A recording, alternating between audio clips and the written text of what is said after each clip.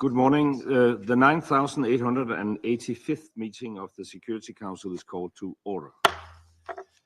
The provisional agenda for this meeting is the situation in the Middle East.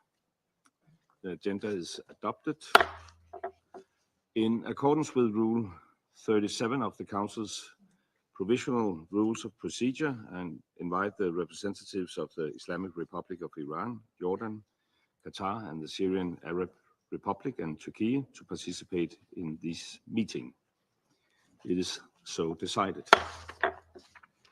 In accordance with the Rule 39 of the Council's provisional rules of procedure, I invite the following briefers to participate in this meeting: Mr. Geir Pedersen, Special Envoy of the Secretary General for Syria; Mr. Tom Fletcher, Under Secretary General for Humanitarian Affairs and Emergency Relief Coordinator; and Ms. Jumana Saif, co-founder of the Syrian Women's Political Movement and legal advisor at the European Center for Constitutional and Human Rights. It is so decided.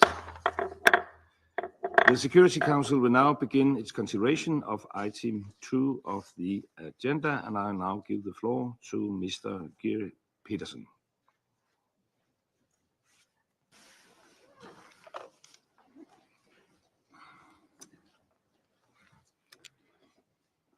Thank you, Mr. President.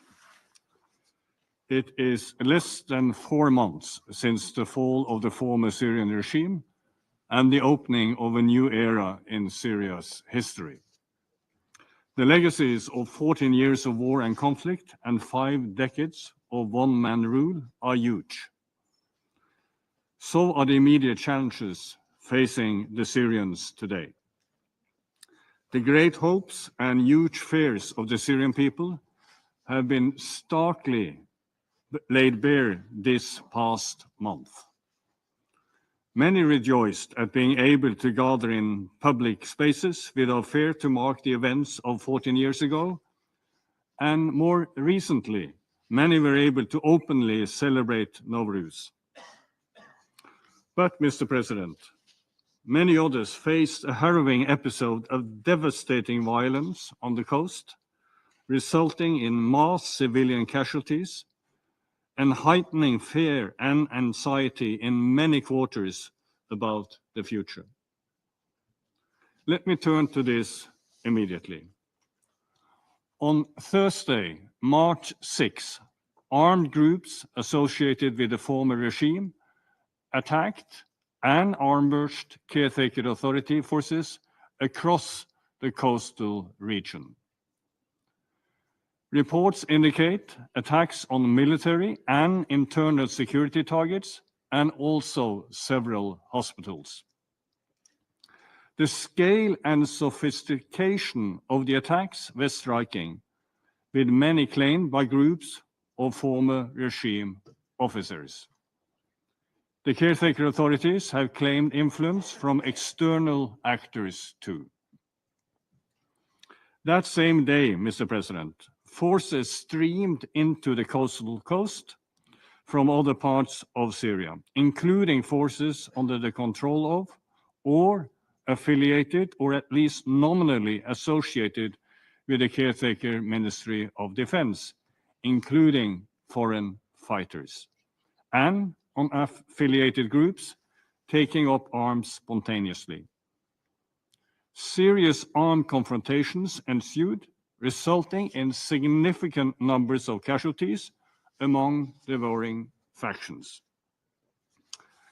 But far more disturbing was the appalling civilian death toll including widespread summary killings of civilians and unarmed individuals, including accounts of entire families executed at point blank and widespread footage of grave violations of a plainly sectarian and retaliatory nature, singling out Alawites. The situation was comparatively calmed after several days. However, we continue to receive reports of harassment and intimidation, including with heavy sectarian overtones.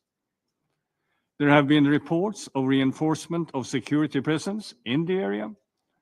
Meanwhile, a leader of former regime remnants has issued a video vowing to continue the fight. Mr. President, the coordinated attack on the caretaker authority, the heavy counterattacks against this, and the mass killing of civilians all came against the background of already fomenting insecurity on the coast, marked by multiple reports of killings by unidentified perpetrators, looting, and kidnapping. And there was a broader context of hate speech and misinformation before, during, and after the events. There was a sense of exclusion from the transition and the public sector, and there were pent-up grievances and anger towards persons associated with the former regime. Mr. President, I welcome the clear condemnation by the Security Council and its reaction to these events. Further investigation is needed to fully determine the perpetrators of the shocking violence against civilians. For their part, the caretaker authorities have stated that civilians were killed by forces on both sides, including by what they acknowledge were some volunteer and other associated factions.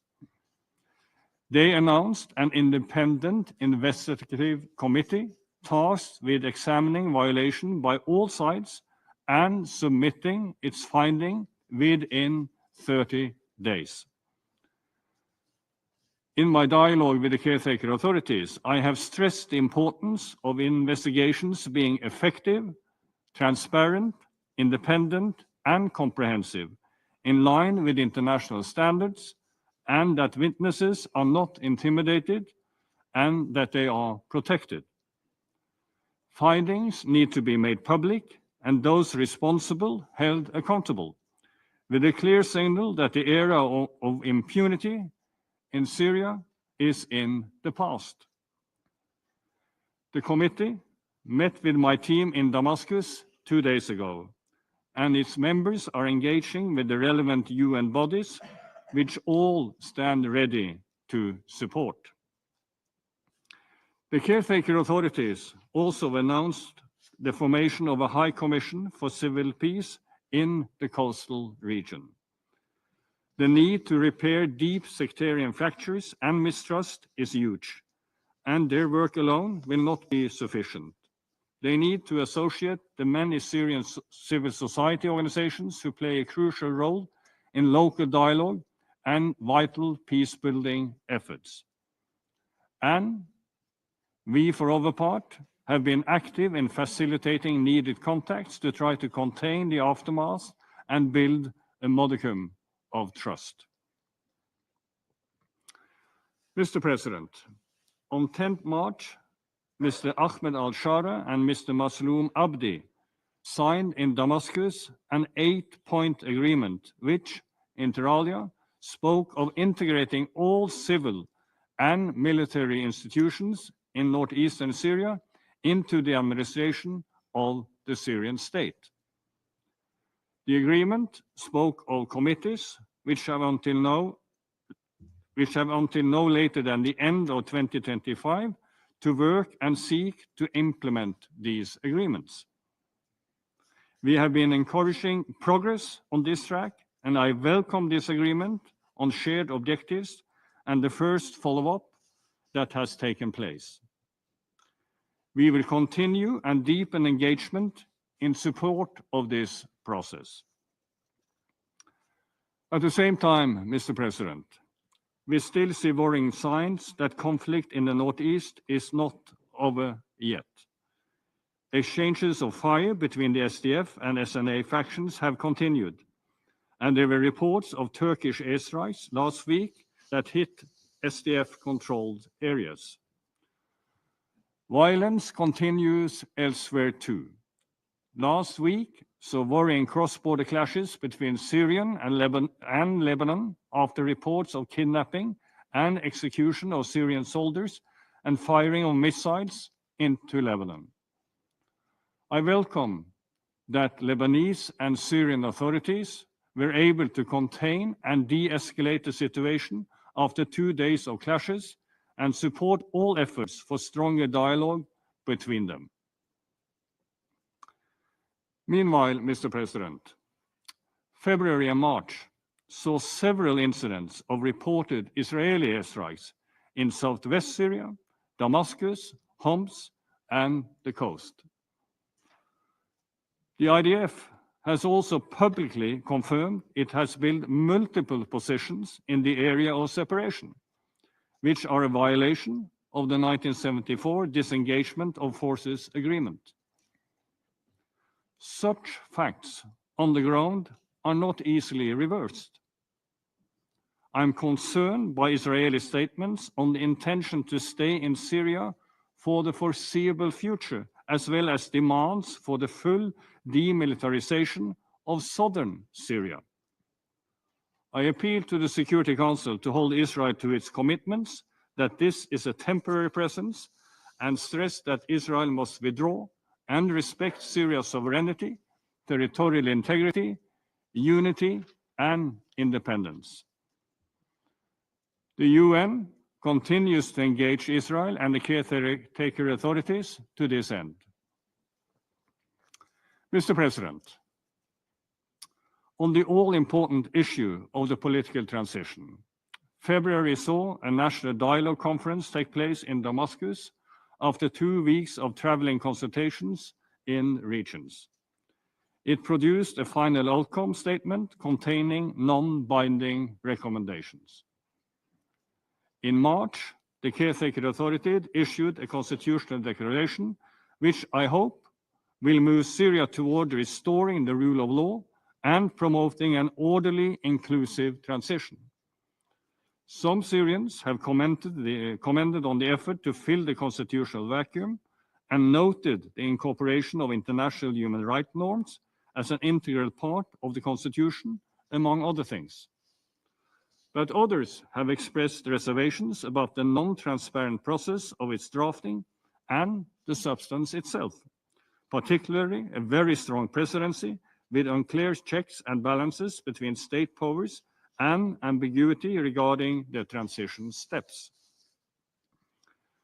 I wish to inform the Security Council that my office was consulted informally and then formally towards the end of this process, and we gave advice, including conveying international best practices and norms. Some of this was taken on board, some was not. I believe we should build on this and deepen cooperation on the transition going forward. Mr. President, I will be returning to Damascus soon to continue my engagement. I would like to highlight several priority areas for your attention. First, Syrians await the announcement soon of a transitional government to be appointed by Mr. al-Shara and a transitional legislative council that is partially appointed by him and partially elected by a process to be determined by persons that he appoints. I believe Syrians will be able to tell whether the members of these bodies reflect the very diverse sources of competency and constituencies in Syria, both women and men.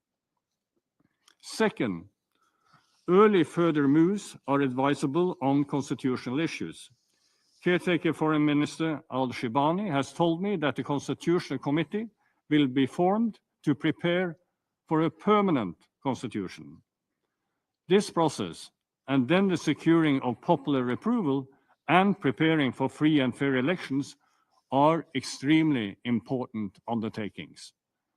I look forward to further discussing the assistance of the United Nations that we can provide on these issues in support of a Syrian-led and own process in line with my mandate and the core principles of Security Council Resolution 2254. Third, the atrocities laid bare the urgent need for credible and efficient accountability for crimes committed over so many years. Syrians have made clear that they seek not only prosecutions, but also a comprehensive process to address the right to truth, reparation, and safeguards against non-recurrence, the only true signal to end an era of impunity. The caretaker authorities are engaging with the independent institutions on missing persons, the International Impartial and Independent Mechanism, and the Commission of Inquiry, with whom we are in close coordination. We hope engagement will translate into real partnership, optimizing all international and Syrian resources and expertise, including within civil society. Fourth, Mr. President, a clearer way forward on security issues needs to be developed in a landscape of significant complexity and fragmentation. The goal that armed groups have committed to, one army with no weapons outside state control, cannot be achieved overnight or by declarations. An effective approach to comprehensive security sector reform and disarmament, demobilization, and reintegration is needed. The dissolution of the former army and security forces left hundreds of thousands without salaries and fearing exclusion. Meanwhile, many armed groups remain in possession of their weapons and have not yet integrated. Inclusive politics, resources, and vetting processes in line with international human rights obligations will all be essential alongside a genuine nationwide ceasefire. I encourage the caretaker authorities to seek support and partnerships, including with the United Nations, on these issues. Fifth, the issue of foreign fighters in the senior ranks of the new armed forces, as well as individuals associated with violations, remain a key concern to Syrians and internationally, as the Council recently made clear. I continue to urge the caretaker authorities to address this robustly. Sixth, Syrians need an economic future, and they need serious international support to enable this economic recovery. I welcome the humanitarian pledges at the 9th Brussels conference last week to support Syria's recovery and host communities in neighboring countries. But more resources will be needed to ensure that Syria does not fragment over scarce resources and that the Syrian people, including the displaced, have the breathing room and bandwidth to focus on rebuilding not just their own lives, but the country. Tom will address this more in detail. But we also need to see fast and broad sanction easing with relevant targeted and sectoral suspensions, including on energy, investment, finance, health, and education. Some steps have been taken, but more is needed if Syrians are to be given the chance to recover. Countries in the region have expressed a readiness to step in, and some have announced plans to provide Syria with electricity and support in this sector is, of course, really critical. It is essential that sanctioning states consider the important restrictions that still persist and that hamper response. At the same time, I will keep making clear to the caretaker authorities that a peaceful, credible, and inclusive transition creates the most enabling environment for further easing of sanctions. Mr. President, Syria stands at the crossroad. Down one road would be a return to violence, instability, monopolies of power, conflict and fragmentation, with Syria's sovereignty routinely violated by external powers and regional and international security endangered. This road is totally unacceptable. It cannot be in any responsible actor's interest and must not come to pass. But, Mr. President, the other road is viable. An inclusive political transition where the Syrian people restore their sovereignty, overcome this conflict, revive their economy, realize their legitimate aspirations, and contribute to regional stability. That future requires the right Syrian decisions. But the Syrians cannot do this alone. It also needs increased and continued international support. I count on your support, Mr. President. Thank you. Thank you. I thank Mr. Pedersen for his briefing, and I now give the floor to Mr. Tom Fletcher.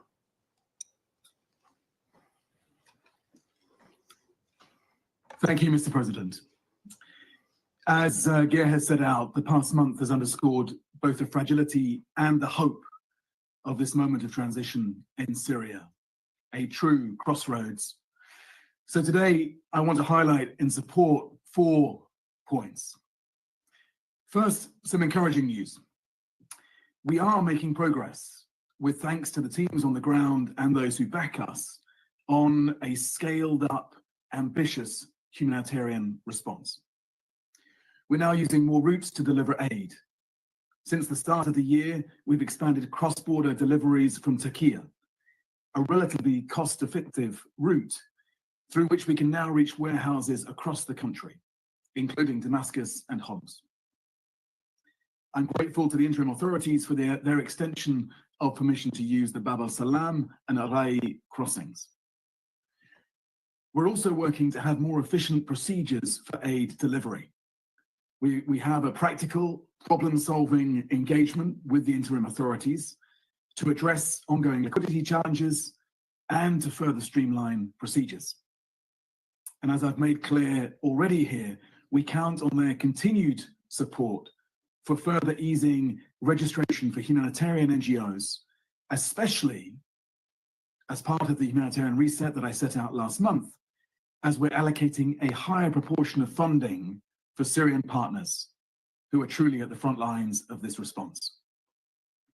We're also proceeding at pace with the transition to our new humanitarian coordination architecture, and we're engaging various member states to further ease sanctions and the restrictions that affect our operations.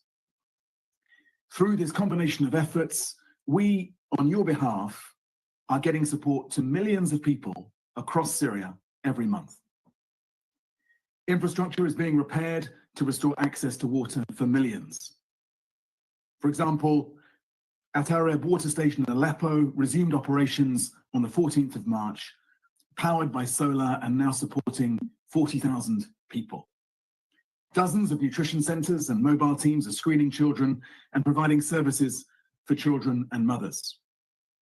Over 1,100 operations have been conducted to clear over 1,700 pieces of unexploded ordnance, a vital part of creating conditions for Syrians to return to their homes and communities. I welcome Qatar's agreement to provide Syrians with support for electricity supply via Jordan. And refugees are returning. UNHCR estimate 355,000 since December. Which leads, of course, to my second point. We need more funding. We're under no illusions right now about the grim financial outlook for humanitarian support globally. In this bracing funding context, we will deploy our resources as effectively as we can. We've completed a countrywide rapid needs assessment, and we're monitoring displacement and population movements to sharpen our response. We're also, I'm afraid, having to make brutal choices. including to focus our current appeal on the most vulnerable, only about half the total who are actually in need of our support. Last year's humanitarian appeal was only 35% funded, causing us to reduce our humanitarian response by more than half. The outlook now, of course, is gloomier. Our initial survey suggests that almost half of US-funded organizations have received full or partial stop orders, with a 40% cut in humanitarian staff across the country. And this year we're appealing for $2 billion to reach 8 million of the most vulnerable people through June. We've received only about $155 million to date. That's just 13% of what we need. Funding cuts, of course, don't mean that humanitarian needs disappear. More than 16 million people, nearly 3/4 of the population, continue to lack sufficient food, water, shelter, services. So to save lives, we need more money. I, like Geir, was encouraged by the generous pledges made to Syria and its people at the Brussels conference last week, including from several countries around this table. In total, $6.3 billion pledged. Thank you. I hope these funds materialize and can be dispersed quickly. A third point, to underline the Special Envoy's message, protection of civilians and the de-escalation of ongoing conflicts must remain front and center. While security has improved since December, we're still seeing daily reports of clashes, attacks, and other hostilities in a range of areas. And as you responded to in your presidential statement, violence in the coastal areas earlier this month, with reports of hundreds of civilians killed, including a UN colleague, was horrendous. Our humanitarian coordinator will visit the coastal area in the coming days. Tens of thousands of people have been displaced, including some 15,000 to neighboring Lebanon. Clashes and attacks have also continued in parts of eastern Aleppo, northeast Syria, and southern areas, with civilian casualties and damage to infrastructure. Meanwhile, civilians, including many children, continue to be killed or maimed by explosive remnants of war at truly shocking levels, with over 600 casualties since December alone. The announcement, as Geir described, of an agreement between the interim authorities and Syrian democratic forces gives us some hope that we can reach and respond to humanitarian needs in northeast Syria more effectively. All parties must, of course, take constant care to protect civilians and the critical infrastructure that they rely on. And we need to redouble efforts to see through that inclusive transition that will lead to a more sustainable peace. Mr. President, fourth and finally, we need to move with greater urgency to invest in Syria's recovery, reconstruction, and development. The people of Syria want to rebuild their country and their livelihoods. Expanding services will be essential to enable that. According to UNHCR, 3.5 million IDPs and refugees are ready to return to their homes in the coming year, but only if they have the basics: shelter, electricity, water, sanitation, education, work. And this will require investment, time, and consistent engagement, given the complex web of sanctions and other restrictions in place, as well as the magnitude of destruction and needs. Mr. President, let me repeat, 16 million people, nearly 3/4 of the Syrian population, lack sufficient food, water, shelter, medicine. I have described the real progress we've made to scale up the international response, despite the security risks, the political challenges, and these deep, deep funding cuts. We are making and will make the toughest choices to ensure that every dollar saves lives. We will demand that civilians are protected and that all Syrians, including women and girls, especially women and girls, feel that their rights and freedoms are guaranteed. And we will press you for the support we need to carry on delivering in that way. After 14 years of conflict and devastation, the people of Syria have had barely 14 weeks to chart a new path. There are real reasons for hope based on how far they have come. But there is no time to spare. Let us be problem solvers rather than problem observers. We need to move with greater urgency while we can. The price of failure will far outweigh the investment that we are asking for. The cost of hesitation is greater than the risk of decisive action. The people of Syria deserve the chance to see through the monumental task ahead of them and build a peaceful, prosperous, inclusive future. As so many Syrians have told me, they want to return to being a community that exports kindness rather than imports generosity. And at a time when international solidarity appears to be in retreat, let's not retreat from meeting this moment with energy and ambition. Thank you. I thank Mr. Fletcher for his briefing, and I will now give the floor to Ms. Jomana Saif. Thank you, Mr. President. Charles. After the fall of the Assad dictatorship, I moved to Damascus, marking my return in over 12 years of exile. I traveled through various neighborhoods, and I witnessed firsthand the staggering levels of poverty and the hardship with severe shortages of electricity and even the most basic necessity of life. For decades, Syrians endured immense suffering under Assad's rule, which led to unilateral sanctions that affected not only the regime, but also ordinary citizens. Now that Assad is no longer in power, there is no justification for maintaining these sanctions. What Syrians need most is their immediate removal, alongside investments, reconstruction, and economic revitalization. Achieving this requires the concerted efforts of both the international community and the Syrian government. Syria stands at a historic crossroads with a rare chance to unite and to transition to democracy. I urge the international community to remove these sanctions so our country can finally move forward. As Syria faces ongoing crisis, the tragic violence in the coastal city has yet added to the challenges. It began with Assad regime remnants attacking security forces. The situation quickly developed into brutal massacres that targeted civilians with acts of revenge without discrimination. Unfortunately, reports of human rights violation continue, albeit at a reduced scale. What has happened has caused a real concern for us Syrians. After getting rid of the Assad regime, which committed the worst crimes, especially in the last 14 years, we don't want to build our new country on the back of a new massacre.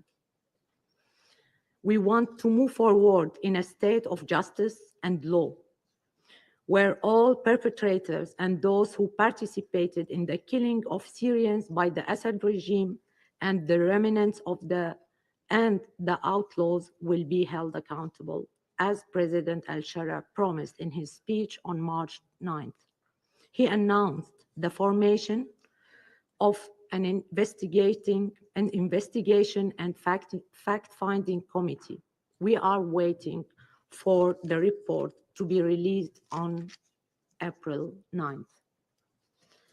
Today, more than ever, Syrians must create a transparent and inclusive national plan for transitional justice. This requires consultation with victims' associations and civil society to ensure fair trials, truth commissions, moral and financial compensation for victims, and safeguards to prevent future atrocities. All of this required significant financial resources and technical expertise.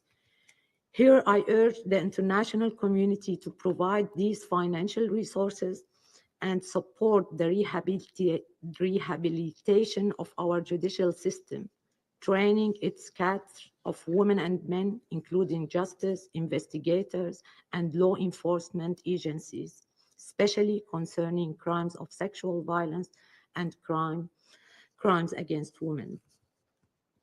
Over the past 13 years, Syrian human rights and civil society organizations have worked tirelessly on human rights and transitional justice. I myself have been part of these legal networks, which have made significant progress, including criminalizing senior officials and securing international arrest warrants, such as those against Jamil Hassan and Bashar and Maher al-Assad for using chemical weapons against civilians. These achievements must support the transitional justice process alongside the efforts of UN institutions dedicated to truth, accountability, and justice in Syria, namely the IIM, IIMP, and COI, which are essential to its success.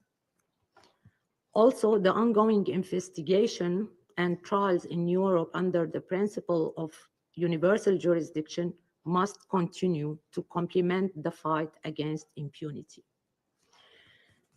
Mr. President, I come from a Damascene Sunni family that has long faced political persecution, enduring enforced disappearances, torture, and killing since the 1980s. As just 10, I witnessed my youngest uncle's arrest and disappearance. My father, Riyad Saif, was imprisoned for nearly 8 years despite his parliamentary immunity, solely because he advocated for democracy and human rights. In the summer of 1996, my younger brother, Iyad, disappeared without a trace, and to this day, we know nothing of his fate. These experiences shaped me into a human rights advocate and an early opponent for the Assad regime. They allowed me to meet thousands of fellow opposition members who had endured similar suffering, all united in resisting tyranny and fighting for democracy, with many sacrificing their lives, including my dear friends Razan Zaytoun and Samira Khalil. Today, I say with firm conviction that a diverse Syria can only be managed by a democratic system that guarantees the rights of all its citizens without discrimination on any basis, and ensures the participation of all in shaping the future of their country. All of us in the new Syria, especially the ruling authorities, must completely break with the legacy of tyranny, corruption, monopolization of power, terrorism, and sectarianism. We want Syria to be a country that maintains security and stability in the world by adhering to international law. As a member of the Syrian women's political movement, I emphasize the right of Syrian women to participate in shaping the country's future is not just a demand, but necessity to build a new Syria based on justice, equality, and sustainable peace. President al-Shara and Foreign Minister al-Shaybani have repeatedly stressed security and stabilities in their statements. We emphasize that this can only be achieved through participatory governance, civil peace, and unity of the country. In the past months, key political developments, including the National Dialogue Conference and the constitutional declaration have sparked concern for lacking proper deliberation and failing to address crucial questions about democratic transition. The most significant flaw in this declaration is the absence of recognition of Syria's diverse society and the lack of the clear commitment to democratic transformation. Furthermore, the executive branch, led by the president, is granted excessive power, while the legislative and judicial branches are effectively subordinated into it and unable to hold it accountable, preventing any meaningful checks and balances. This contradicts the principle of separation of powers and fails to establish a truly democratic foundation for the post-conflict transition. Yet, despite these concerns, I still believe in supporting the new Syria and seizing the opportunity to correct past mistakes. This required amending the constitutional declaration, promoting inclusivity, and initiating a national dialogue to ensure stability and a democratic state that protects the right of all Syrians.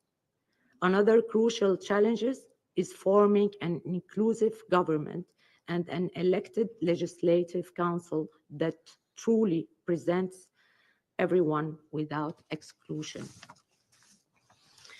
In conclusion, Syria faces a historic opportunity that may not come again.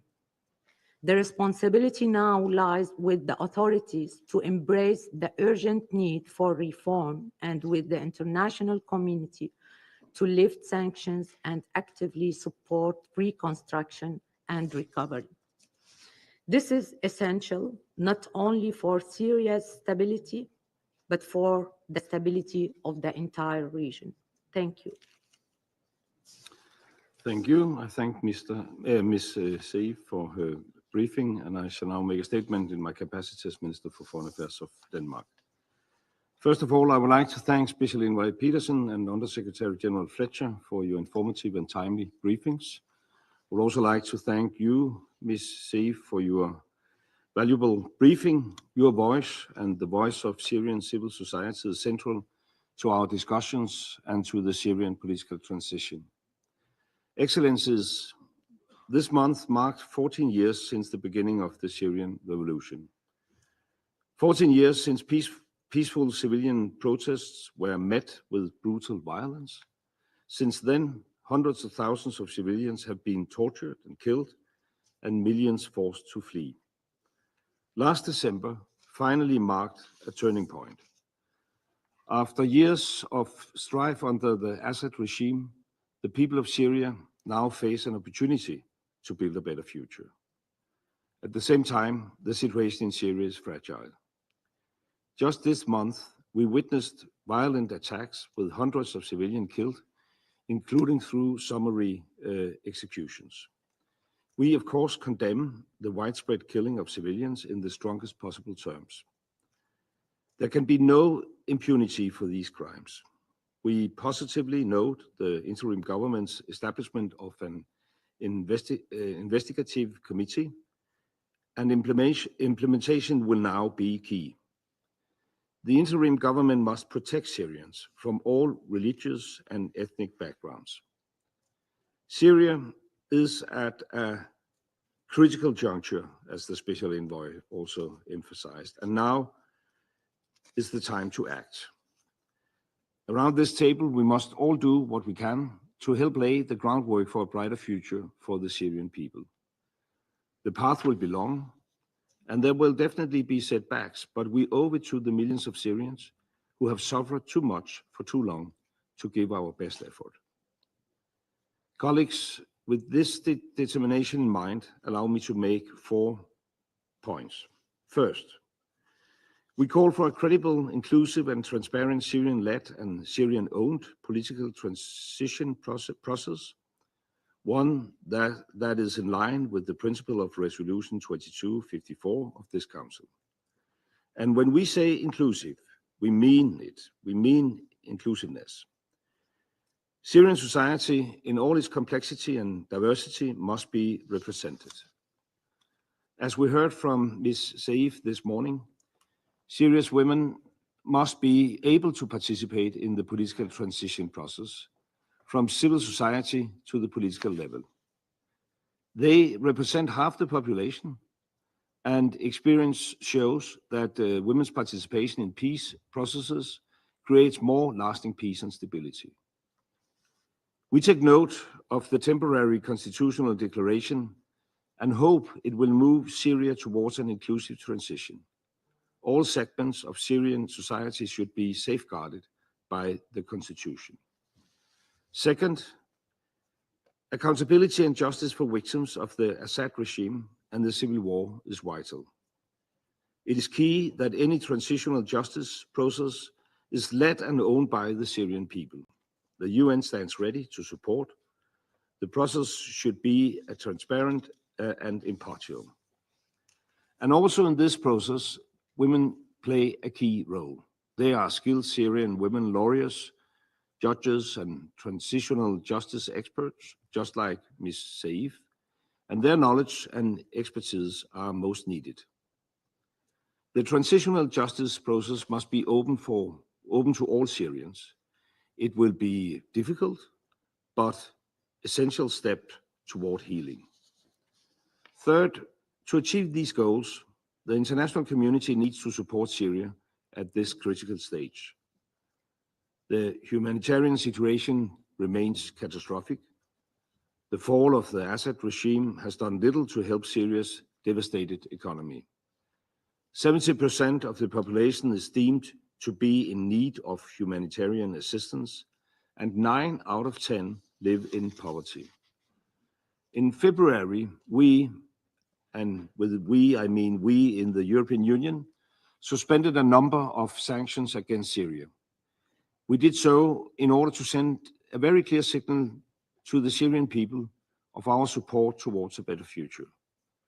And we will continue to follow the situation and to adjust our policies accordingly. And we will continue to provide much needed humanitarian and development assistance to the Syrian people. And fourth and finally, in order to achieve positive change, Syria needs to be safe, Syria needs to be stable. This requires respect for Syria's sovereignty, independence, and territorial integrity. In this regard, we welcome the dialogue and agreements between the interim government and the Syrian Democratic Forces. And likewise, we welcome the dialogue and agreements reached with Druze communities. UNDOF plays an important role in maintaining stability in the occupied Golan Heights, and UNDOF should be allowed to have full freedom of movement. We call for the full implementation of the 1974 agreement between Syria and Israel, and for all parties to respect Resolution 350 of this Council. Accordingly, Israel must withdraw from the area of separation. The Syrian armed forces must provide security to all Syrians, regardless of sect and background, and continue to combat and counter terrorism. We cannot allow ISIL to re-emerge. All actors must assist the new Syrian leadership in combating terrorism. To conclude, Syrians have a unique opportunity to build a new future. A free Syria for all Syrians, regardless of gender,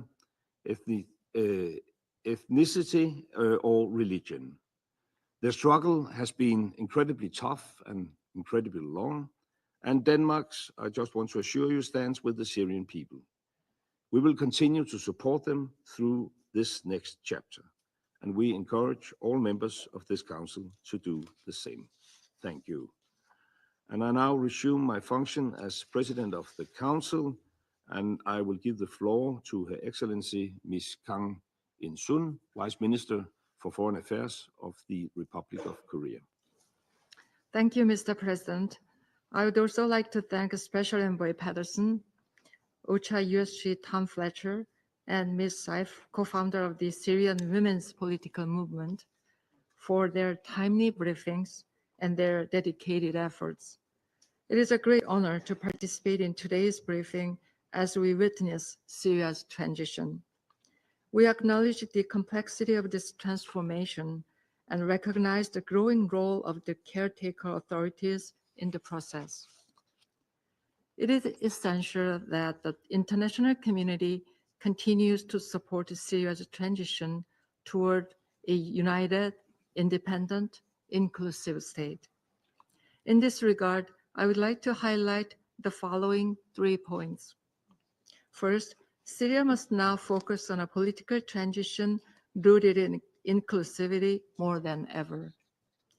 The establishment of a transitional government should prioritize political reconciliation among all ethnic and religious communities.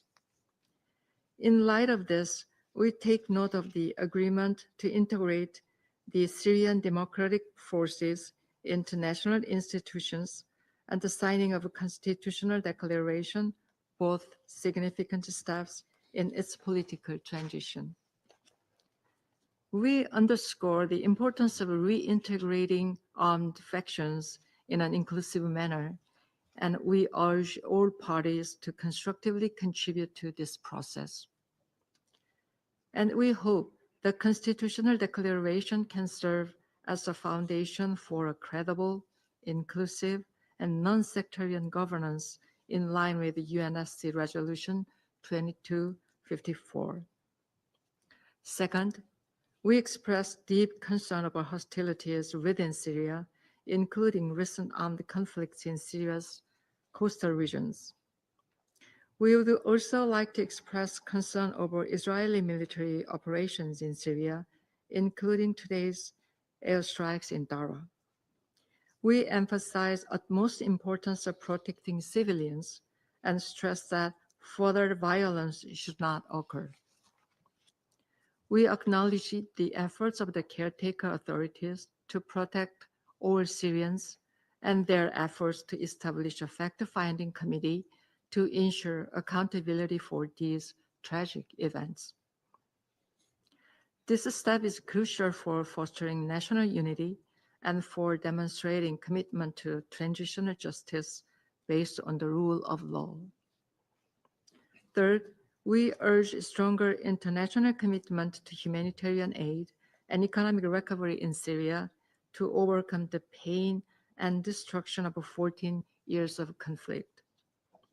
After years of conflict, recent developments have brought hope to Syrian refugees and displaced persons to return to their homes.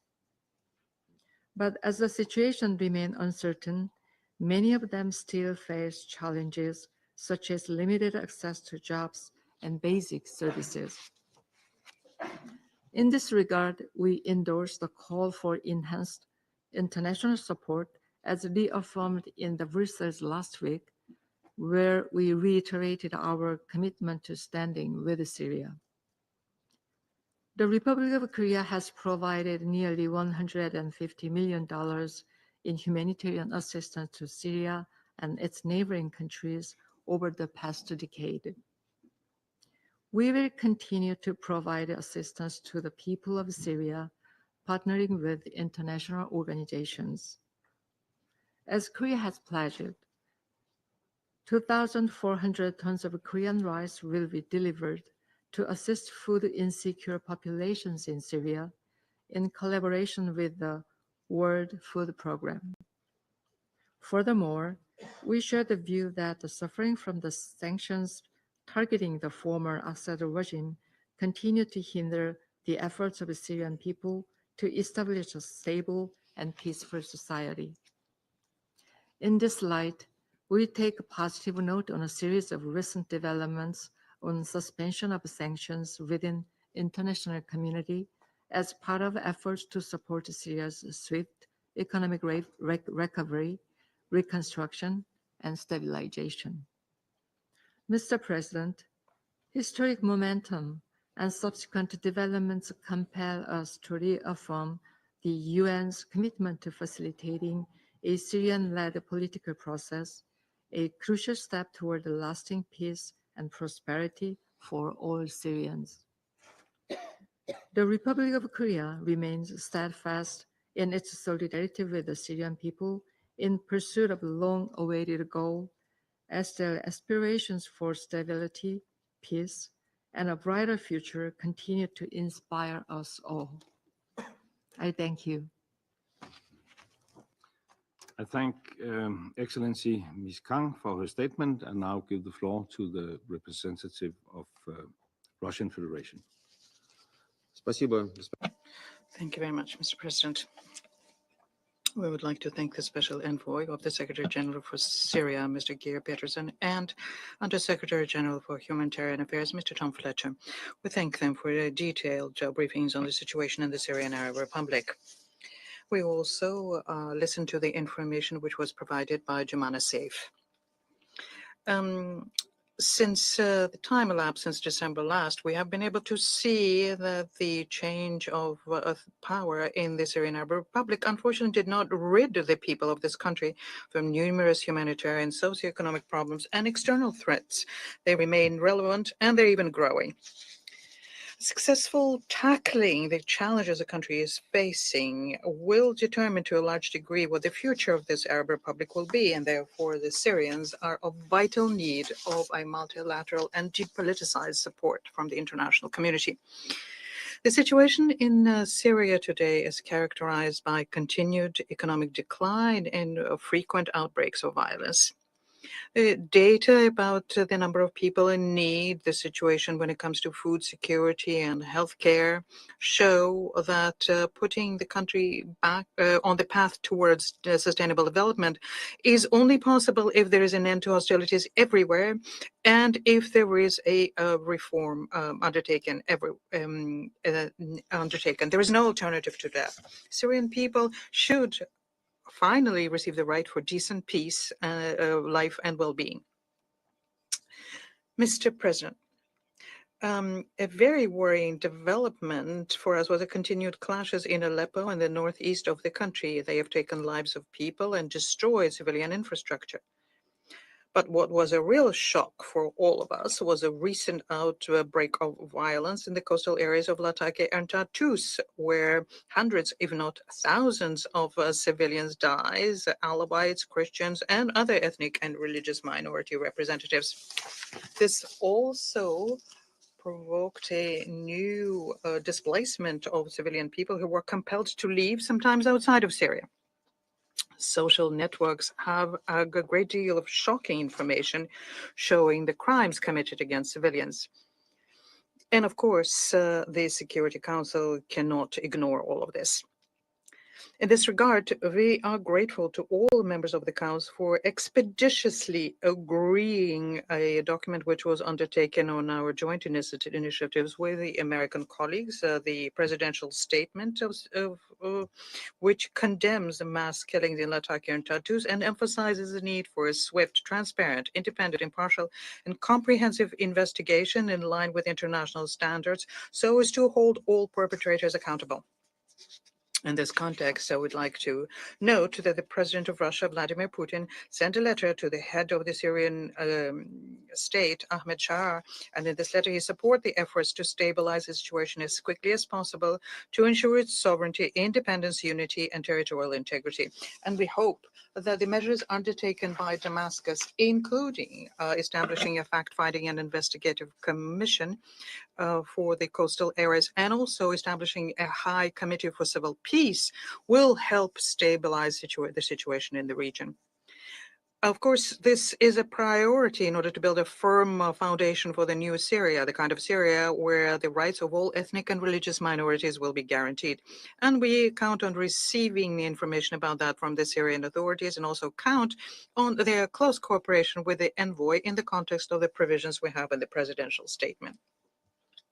The humanitarian situation in the coastal areas impacted, especially in the rural areas, remains very, very difficult. According to UNICEF, there is an acute shortage of food there. There's a limited access to vital services. School attendance remains at a very low level. And many civilians had to flee in search of personal safety. What we need to make sure is not just that the crisis doesn't spread further, but we also have to make sure that there is no persecution on representatives of ethnic and religious minorities who have been living on those lands. In the light of the recent events in Latakia and Tartus, we think it would make sense to enhance the UN work to extend assistance to the people living in the coastal regions, especially since, as far as we understand, there aren't major issues, there shouldn't be major issues with humanitarian assistance access. Damascus has been showing a constructive approach when it comes to interacting with humanitarians. Given this, we should perhaps be thinking about growing the OCHA presence in Latakia and Tartus, including possibly an opening up an additional OCHA sub-office there. Take into account that the process of humanitarian architecture reform in the Syrian Arab Republic has been launched. Such measures would help keep the situation under control and regularly assess the needs of the people and react to them immediately, including in case the situation worsens.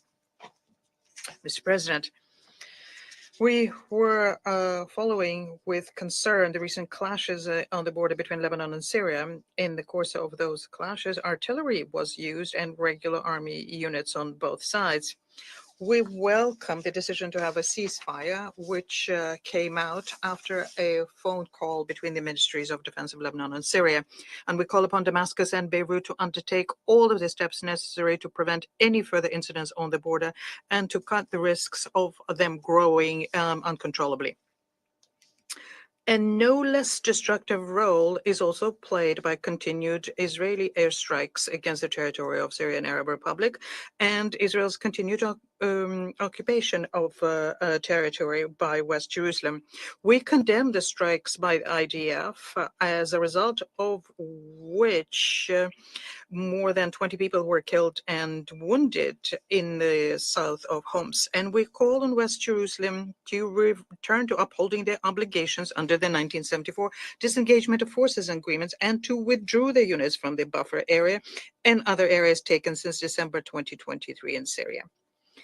The new Syrian leadership has stated many times that they are ready to build peaceful relations with all of its neighbors without exception. But Israel, through its action, has put paid to that and is strengthening those voices which are radical inside Syria. Such an approach in the long term is not going to help strengthen Israeli security. There is also a terrorist threat which remains in the country, and we call on Damascus to pay special attention to it and make sure that ISIL and other terror groups do not take root in Syria. We are particularly concerned by the issue of foreign terrorist fighters who have turned up there, including in the clashes in the west of the country, and decisive measures against them should be undertaken immediately. We note that on the 10th of March, there was a framework agreement signed in Damascus between Ahmed Shara and the commander of the SDF, Mazloum Abdi. It provides for the return of the Trans-Euphrates under Central Forces and the integration of Kurdish militarized units under into government forces. Good faith implementation of these agreements will help strengthen the unities of Syria and the threat and the trust by other ethnic religious minorities to Damascus, as they hope that their rights will be protected within the new Syrian state. We say here once again that the road to sustainable normalization in Syria lies through inclusive inter-Syrian dialogue aimed at national agreement, reconciliation, and advancing comprehensive political settlement in line with the basic principles we have in Security Council Resolution 2254. This process should be implemented through taking well-considered, balanced, and genuinely inclusive decisions. And they need to be met by moves on the part of the international community aimed to improving the economic situation in the country and heightening the quality of life of ordinary Syrians. We are convinced that the UN has to play a key role in accompanying a Syrian-owned and led political process. And we would like to express our full support to the efforts in this regard undertaken by the Special Envoy Geir Pedersen. Mr. President, in his message to Ahmed Shara, President of Russia Vladimir Putin reaffirmed our readiness to develop practical interaction with Damascus on all of the issues we have on our bilateral agenda, so as to strengthen the traditionally friendly relations between our countries. And we hope that the Syrian people will be able to finally overcome all of the challenges the country is facing. Russia is extremely interested in seeing this done. I thank you very much. I thank the representative of the Federation of Russian Federation, and I give the floor to the representative of United States. Thank you, Mr. President.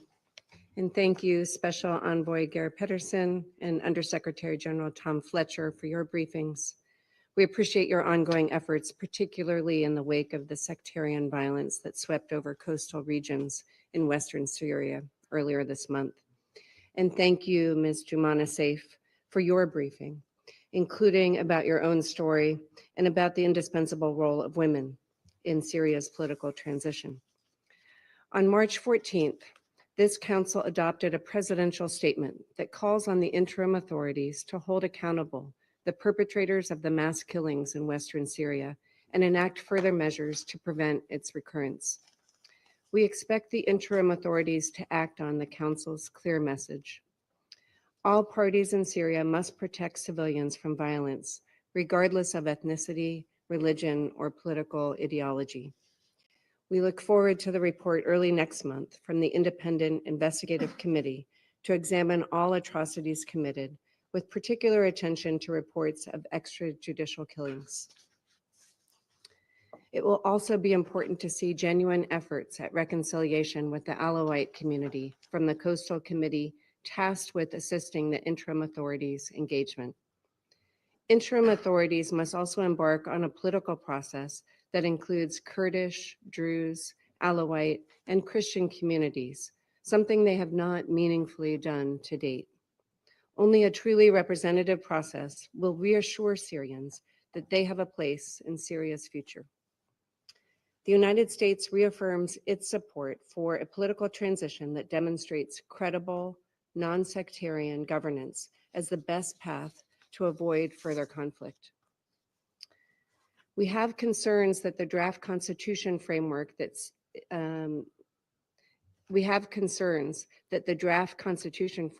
not headed in the right direction, and we are watching closely who is selected for cabinet positions. While we welcome the March 10th agreement with the Syrian Democratic Forces to integrate the Northeast into a unified Syria, real and meaningful progress will be defined by the details of implementation. The agreement is a modest first step in the pursuit of a stable and independent Syria. To be meaningful, this agreement must be finalized with details that include a unified state security structure that ensures Syria does not pose an external threat to neighboring states and is capable of defeating Syrian-based ISIS or other violent extremist groups, including Iranian-backed militias. Syria's security framework must include detailed plans to ensure, 1, that ISIS fighters remain in detention, and 2, that there is continued control of the large population of foreign ISIS terrorists currently contained by the Syrian Democratic Forces. We will see an insurgence of ISIS if this population of approximately 8,200 fighters escapes or is let free. On El Hol and Al Roj, we call on all nations that have citizens inside these camps to repatriate their nationals. It is time to depopulate the camps, which serve as incubators of terrorism, to prevent further radicalization of another generation of ISIS. Mr. President, actions meant to be significant signposts in Syria's ongoing transition have fallen short of expectations. We must remain clear-eyed about our outstanding challenges that are faced. Everyone, including Syria's interim authorities, knows much more can and needs to be done. For one, there must be expansive representation of Syrian voices on a new committee formed to draft the permanent constitution. Unless a representative committee is formed, Syria will fail and remain in the sectarian shadow of the Assad regime, increasing the likelihood of a new civil war. Foreign fighters have no role in Syria's military or governing institutions. This month's clashes in the coastal region, in which foreign fighters reportedly committed atrocities, were stark reminders of the seriousness of this threat. All foreign fighters need to be removed from their posts immediately, and military units comprised of foreign fighters must be disbanded. We condemn and are watching closely recent attempts by Hezbollah and their Iranian backers to create instability on the Lebanese-Syrian border. We call on the Syrian interim authorities and the government of Lebanon to cooperate and deconflict their military operations so that Iran-backed terrorists cannot regain a foothold in Syria. Finally, Mr. President, we encourage Syria's interim authorities to further engage with international organizations seeking to support the country's transition. In that regard, we note recent statements by the UN Secretary General and Special Envoy Pedersen expressing readiness to support a Syrian-led and Syrian-owned political transition. We also welcome the recent engagement between the interim authorities and the OPCW. Technical teams must arrive soon to begin the work of identifying and destroying the Assad regime's chemical weapons program. Colleagues, Syria has arrived at a pivotal moment just 3 months since the fall of Assad. Recent events have underscored Syria's fragility and increased our concerns that interim leaders may not have moved beyond their jihadi pasts. We have seen the resilience of its people who endured 14 years of civil conflict and over 50 years of a regime's brutal rule. Advancing accountability and ensuring a representative governance is key to an enduring peace and prosperity in Syria. In our capacity as council members, we must speak with one voice in the coming days and months as Syrians seek to reunify their country and live in peace with their neighbors. The United States seeks peace and security in the region, a stable Syria that is free from external influence, respects the rights of all Syrians, and prohibits terrorists from using Syria as a platform. The United States urges this council to help Syria realize these common objectives. I thank you. I thank the representative of the United States, and I give the floor to the representative of France. Merci. Thank you, Mr. President, and thank you to the Special Envoy and the Undersecretary General for Humanitarian Affairs, Messrs. Pedersen and Fletcher, for your briefings that were particularly comprehensive. And Madam Saif, thank you for your testimony and for the years of resisting oppression. In December 2024, after years of fighting the dictatorship, the Assad regime is no more. The transitional phase that opened up has given rise to a number of hopes, but also concerns. The international community must stand alongside the Syrian people. This is the path that France has chosen. 4 priorities in this regard. First of all, put an end to violence. The massacres that we saw in the coastal region recently show that the risk of fragmentation of Syria is a reality. France has condemned these events, and it's now necessary that those responsible for the violence, whatever camp they are in, be brought to justice. This demand echoes the expectations for transitional justice to bring to justice of those that have committed crimes under Assad and since. And I welcome the presence of Madam Kinzela.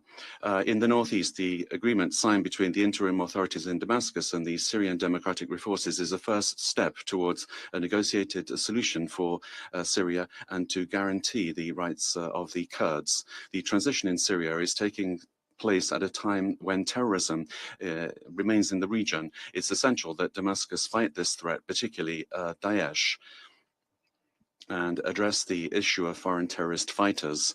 Also, the dismantling of the chemical weapons program and the cooperation with the IAEA are important expectations of the international community, and we welcome the first mission of the IAEA to Syria.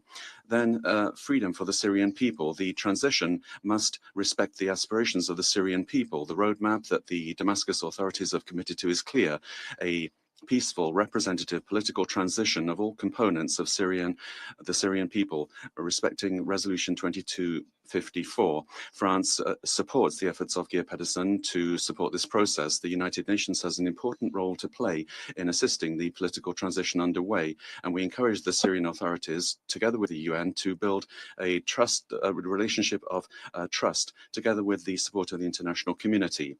At the Paris Conference on Syria on the 13th of February, the transitional authorities signed up to a declaration with specific commitments. The first results have been seen, the first holding of a national dialogue and the announcement of a provisional constitutional declaration. And we call for this dialogue to continue and involve all components of Syrian society without exception. And we call for the formation of a representative government recognized as legitimate by all Syrians. The participation of Syrian women in decision-making is also indispensable, as well as taking into account the interests of all the minorities, Christian, Shiite, Alawite, Kurdish. All these minorities represent the richness of Syria. Then support the political process and the economic recovery. Everyone knows that the suffering is great, the economy is in ruins, infrastructure is devastated. In order to support the political process, we must continue to work to guaranteeing humanitarian access to assist the rebuilding of the country and facilitate the safe, dignified and voluntary return of Syrian refugees and internally displaced. The European Union is committed in this regard. We have suspended certain restrictive measures in the economy, such as in energy and transport, in order to facilitate financial and bank transactions for the reconstruction. The 17th of March, the Brussels conference mobilized 5.8 billion euro for Syria and neighboring countries, 2.5 billion of which is from the European Union for 25 and 26. It is this coordination that will make it possible to converge around the common goal of Syria's stabilization and the much needed activation of humanitarian aid. Finally, Mr. President, peace in the region, in an unstable regional environment, it's very important that there be stability.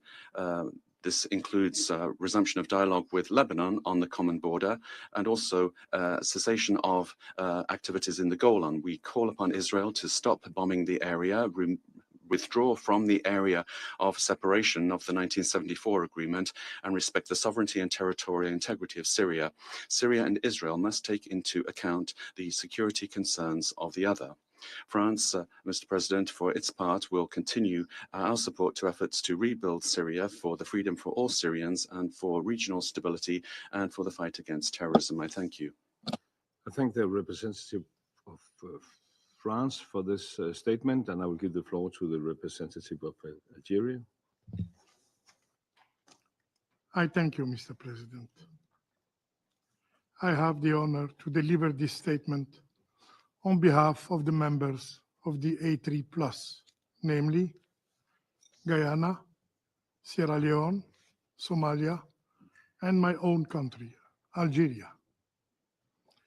The A3+ would like to thank Special Envoy Geir Pedersen and USG Tom Fletcher for their valuable briefings. We have also listened carefully to Mrs. Jumana Saif. Mr. President, at the outset, the A3+ reaffirms its unwavering commitment to the unity, sovereignty, independence, and territorial integrity of Syria. Syria that confronts today grave security, humanitarian, political, and economic challenges. These fundamental principles cannot be sustained in the absence of civil peace among Syria's diverse community and the cessation of external interference in the country's internal affairs. We reiterate our strong condemnation of the summary killings carried out recently in Syria's coastal provinces. It is imperative to emphasize that civilians, regardless of their background, must be protected under all circumstances in line with international humanitarian law. The A3+ also reiterates its call for accountability and look forward to the report of the committee established by the interim authorities to investigate thoroughly the attacks and identify those responsible. Further compounding the security challenges are the ongoing IDF airstrikes against military sites in Syria's territory. Also are the alarming statements by Israeli officials about, I quote, the indefinite presence of their forces in Syrian territory and their intention to establish a demilitarized area in southern Syria, all of which violate Syria's territorial integrity and sovereignty. The A3+ condemns such irresponsible statements and actions, which will only exacerbate regional instability. We stress that the Golan Heights is an occupied Syrian territory and reaffirmed by the Security Council Resolution 497. And we call for full respect for the 1974 disengagement agreement, including its provision regarding the area of separation. Mr. President, the challenges confronting Syria requires the full support and solidarity of the international community. The A3+ stresses the importance of building a Syria that is inclusive of all its citizens, free from any form of discrimination, and that embraces the aspirations of all Syrians. We believe that the establishment of a committee to promote civil peace and reconciliation, to promote and facilitate communication between communities is essential to achieving lasting peace in Syria. In this regard, mechanisms for truth-seeking, transitional justice, and community-based reconciliation anchored in Syrian ownership should be encouraged. The A3+ acknowledge the constitutional declaration made on March 13 and emphasize the need for an inclusive transition process in Syria. In this regard, the A3+ takes note of the agreement signed on March 10 by the leadership of the interim authorities and the SDF and call for all actors to support a nationwide ceasefire. Differences should be resolved through dialogue, through negotiation, and the guns must be silenced to allow humanitarian access to protect civilians and to enable early recovery effort. The A3+ reiterate its support to the Special Envoy efforts to assist the interim Syrian authority to organizing a political transition guided by an inclusive, Syrian-led and Syrian-owned political process, facilitated by the United Nations and based on the key principle outlined in the Resolution 2254. Mr. President, the humanitarian situation in Syria remains catastrophic, and substantial efforts are required to improve it. All fields have been severely impacted by the crisis. To address these challenges, the Syrian people need the continued support and solidarity of the international community, including sustaining and unimpeding humanitarian access. The A3+ acknowledge the burden of prolonged displacement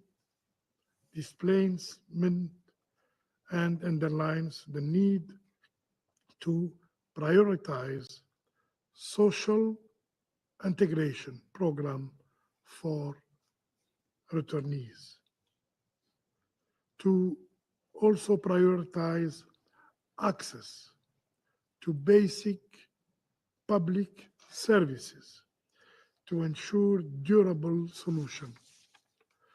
The A3+ takes note of the pledges and commitments made during the Brussels conference on 17 March and hope that they will soon be fulfilled and the humanitarian response plan will be fully funded. With one of the most severe displaced crises in the world, displaced Syrians, both inside and outside the country, must be guaranteed safe, dignified, and voluntary return to their homes. While we note that more than 1.2 million IDPs and refugees have returned home since November 2024, obstacles to return remains. If we are sincere in our commitment in supporting Syria's transition, we must provide Syrians with the means to rebuild their country. Without rapid economic recovery, it will be difficult to envision a safe and prosperous future for Syria. In this regard, Guyana, Sierra Leone, Somalia, and Algeria firmly believes that the swift lifting of unilateral sanctions is essential. Mr. President, the situation in Syria remains volatile, and the international community stands at the crossroads between the hope for a brighter future and the fear of further descent into chaos in Syria. Let us do everything we can to help all Syrians, build the country they have long aspired. The Security Council must act with unity, with resolve. with humanity to support the Syria transition process and prevent a relapse into violence. I thank you. I thank the representative of Algeria for the statement and now give the floor to the representative of United Kingdom. Thank you, President. And like others, I'd like to start by thanking Special Envoy Pedersen and Under Secretary General Fletcher for your briefings. I'd also like to thank Ms. Seif for your briefing and for your tireless advocacy efforts. We echo your calls for an inclusive political transition that prioritizes the participation and leadership of women in Syria. President, I'd like to make 3 points today. First, this month, Syrians marked the 14th anniversary of the start of the uprising against the Assad regime. At last, they can see the prospect of a more stable and hopeful future. But horrific events this month demonstrate too that this remains a fragile and critical moment in Syria. We welcome the interim authorities' announcement establishing a fact-finding committee to investigate and prosecute individuals who committed crimes during the clashes in Syria's coastal areas. A peaceful and secure country is in the interests of all Syrians and the wider region. Diplomacy and dialogue are the best way of achieving this, and we urge all parties to refrain from further violence and to exercise restraint at this critical moment.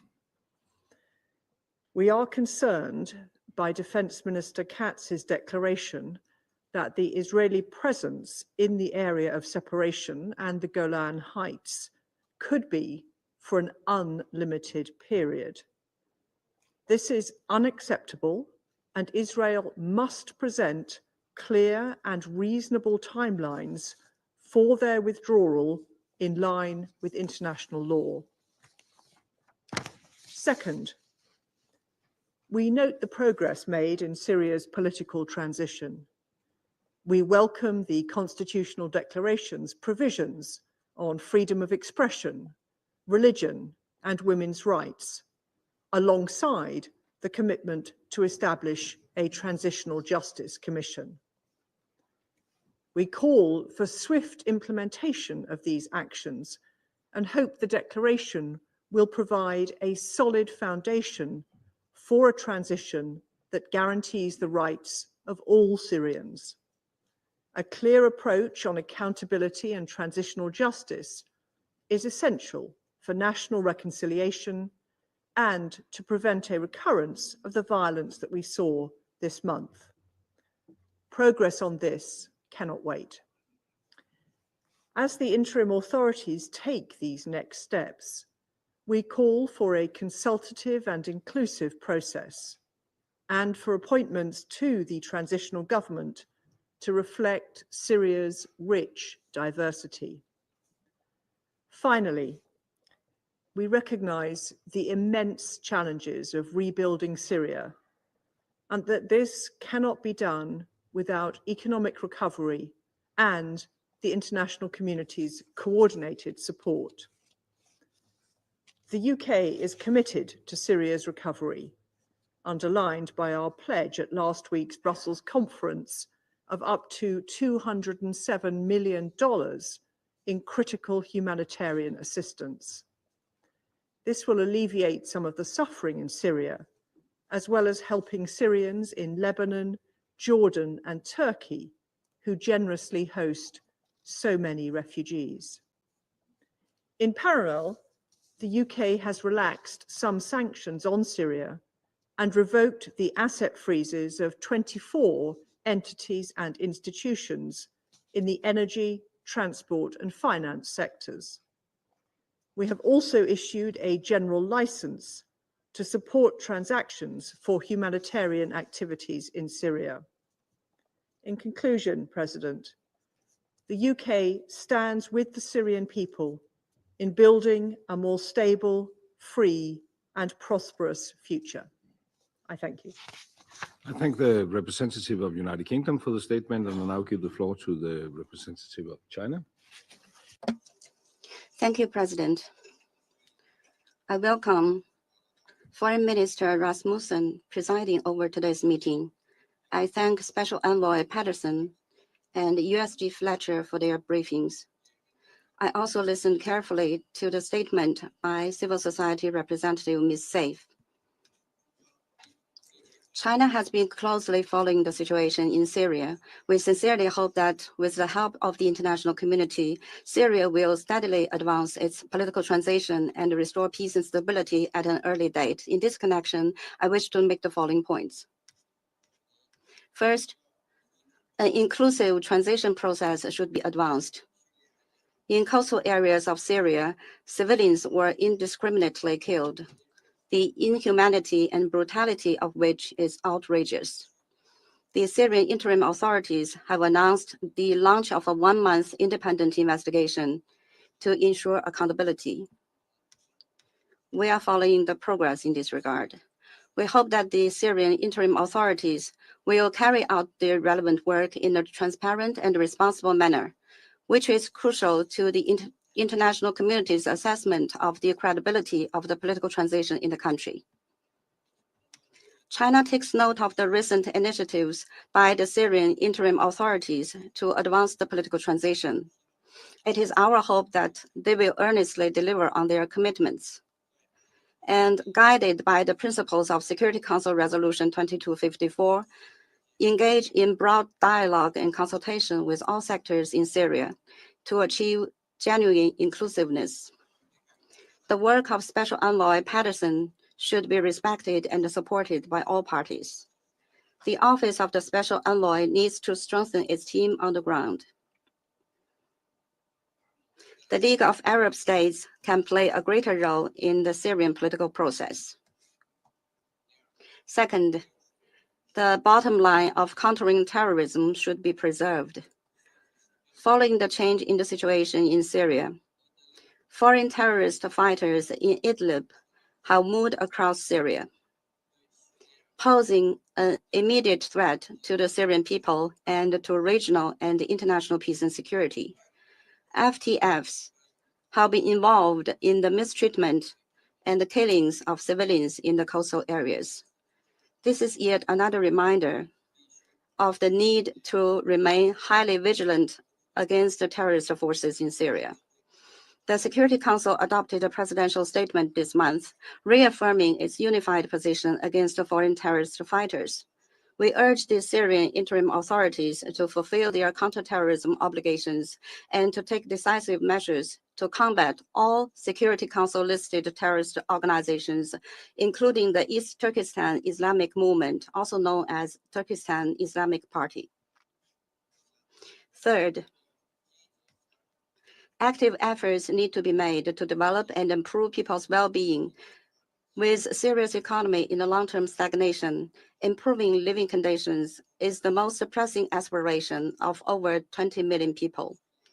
The Syrian interim authorities should take promoting economic development and improving people's livelihood as a top priority. We call on traditional donors to increase their humanitarian assistance to Syria.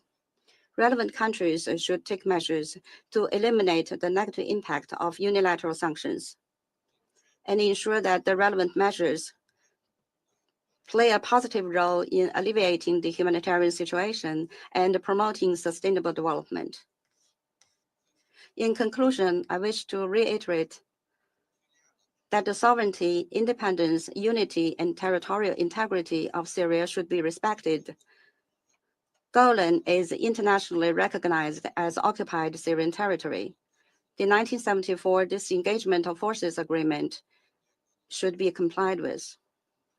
China condemns Israeli airstrikes against Syria. Israel should withdraw from Syrian territory without delay. Thank you, President. Thank you. I thank the representative of China for the statement, and now give the floor to the representative of Pakistan. Thank you, Mr. President.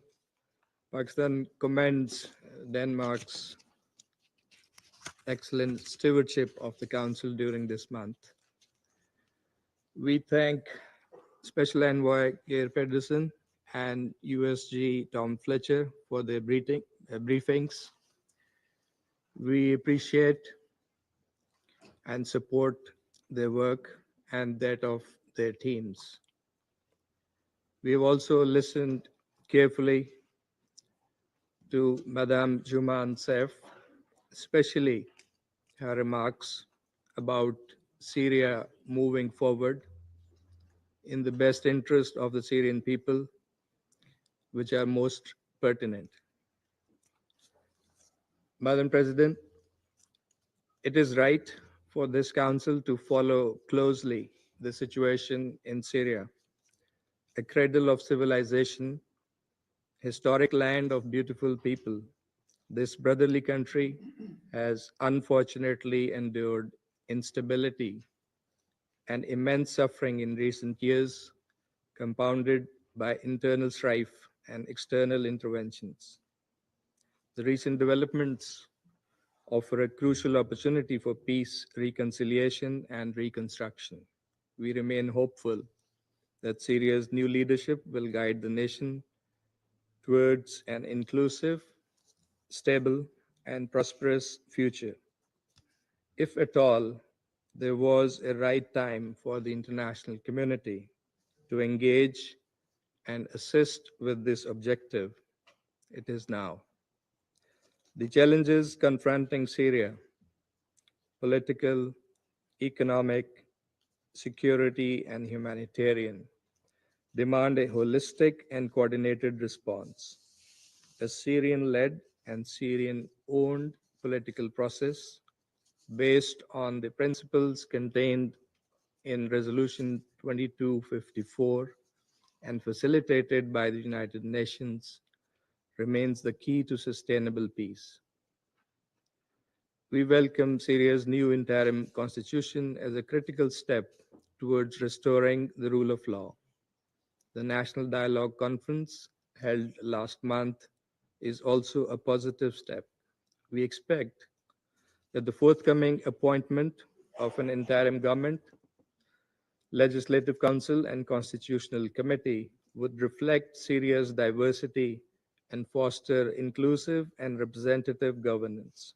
We recognize the regional and international efforts such as the meetings in Aqaba, Riyadh, Amman, Paris, and Brussels that underscore global commitment to Syria's peaceful transition and reintegration into the international community. Madam President, Syria's economic distress, marked by cash shortages, energy deficits, and rising prices, exacerbates its humanitarian crisis. Economic revitalization is vital to long-term stability. UN's Transitional Action Plan, aimed at poverty reduction, refugee integration, and institutional strengthening, requires robust international support. In this regard, lifting of unilateral sanctions is imperative to facilitating reconstruction and aid efforts, while remaining vigilant against entities with known affiliation to terrorist organizations. A reassessment and drawdown of the UN sanctions regime is also warranted to ensure that essential economic and humanitarian initiatives are not hindered. The resurgence of violence, shocking violence, as has been reported, particularly along Syria's western coast, is deeply concerning. Sectarian strife threatens to undermine peaceful political transition besides exacerbating the humanitarian challenges. We urge an immediate and permanent end to all violence, protection of civilians in line with international law, and a credible, independent investigation into the recent incidents. Era of impunity must be in the past, as noted by the Special Envoy. In this regard, we welcome the establishment of an independent committee by the Syrian interim authorities and look forward to its findings.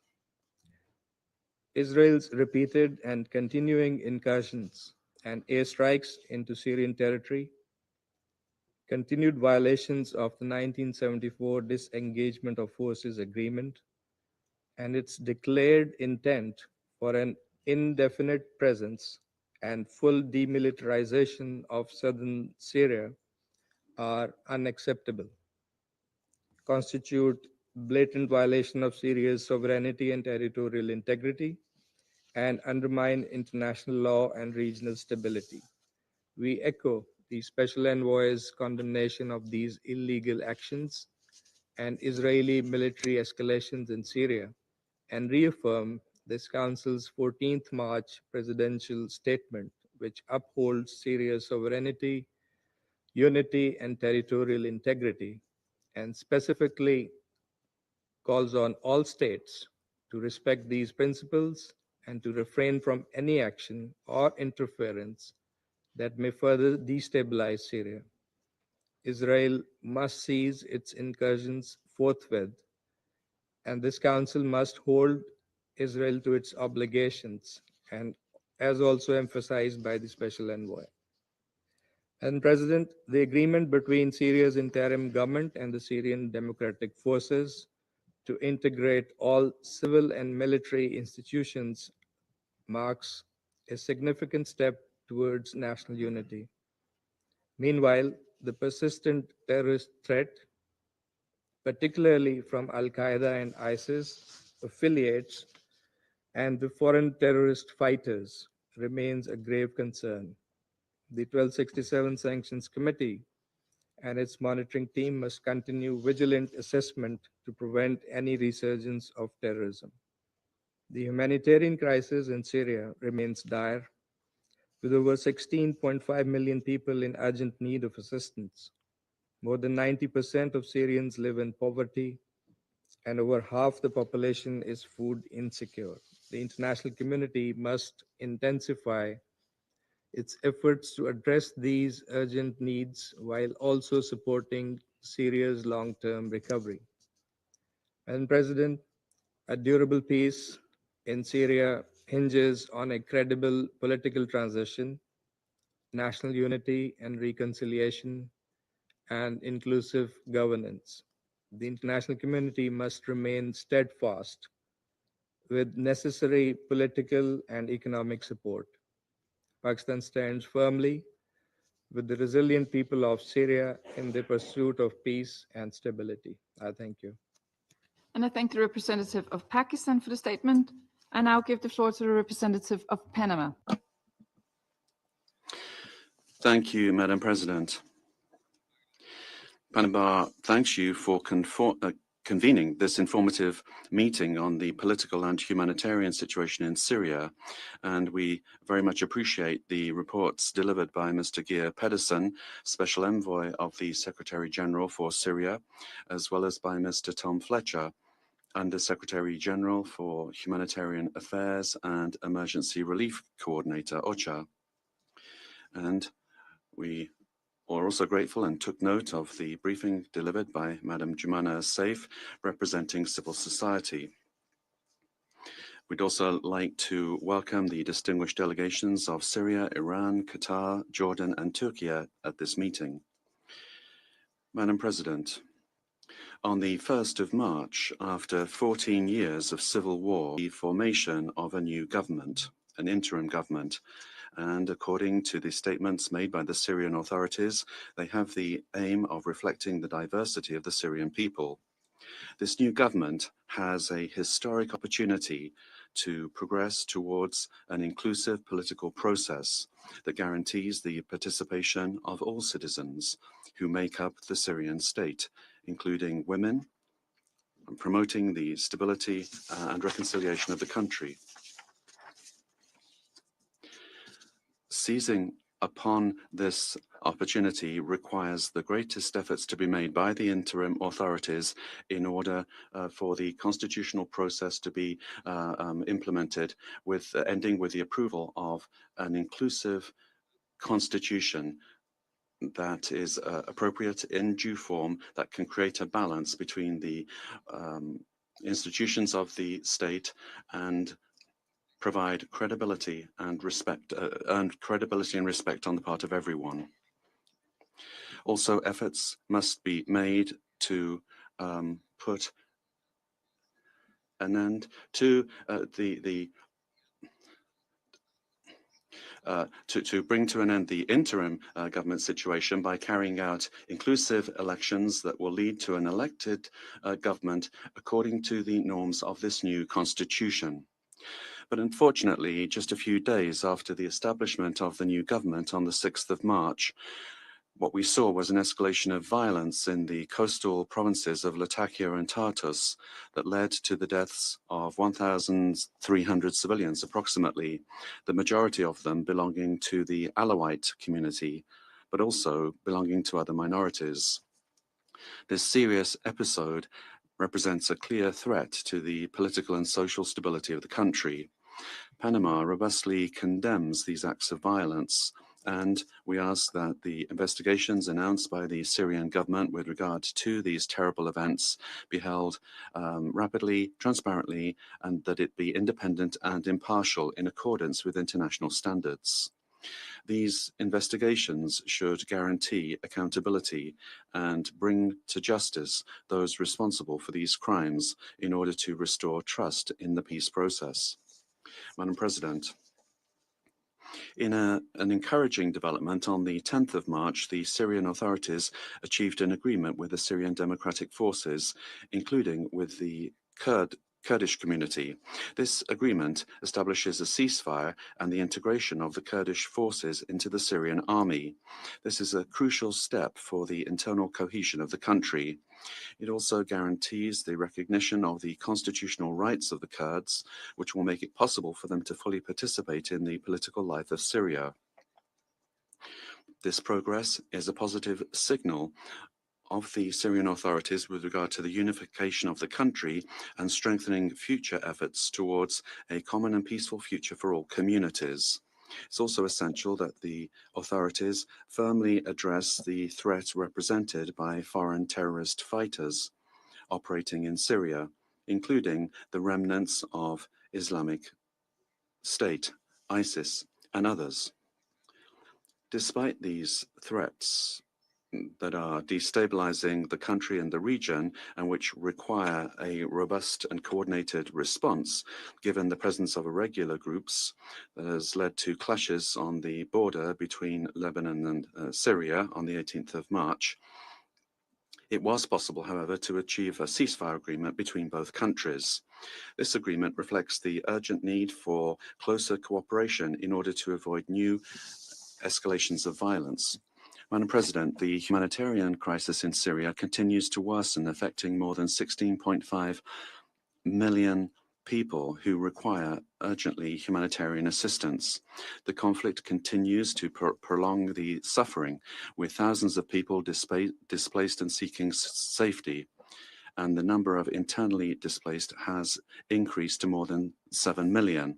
According to OCHA, more than 2 million people in the northeast of Syria are living in improvised camps with limited access to basic services. Also, only 40% of the health centers in Syria are fully operational, and 70% of the population depends on humanitarian assistance to survive. This situation requires a firm commitment on the part of the international community in order to guarantee safe and unhindered access for humanitarian assistance throughout Syria. In addition to the humanitarian crisis, the presence of chemical weapons and unexploded munitions continues to endanger the population, making it difficult to see a return of those displaced. Panama renews its request for a resumption of dialogue between Syria and the OPCW, but we insist on the need to insist on the need for verifiable elimination of chemical weapons. The international community must guarantee this commitment and leading to regional disarmament. It's also timely to explore measures that could facilitate the economic recovery of Syria, including the creation of conditions which will allow for the promotion of commercial activities, the reconstruction of infrastructure, and the re-establishment of basic services.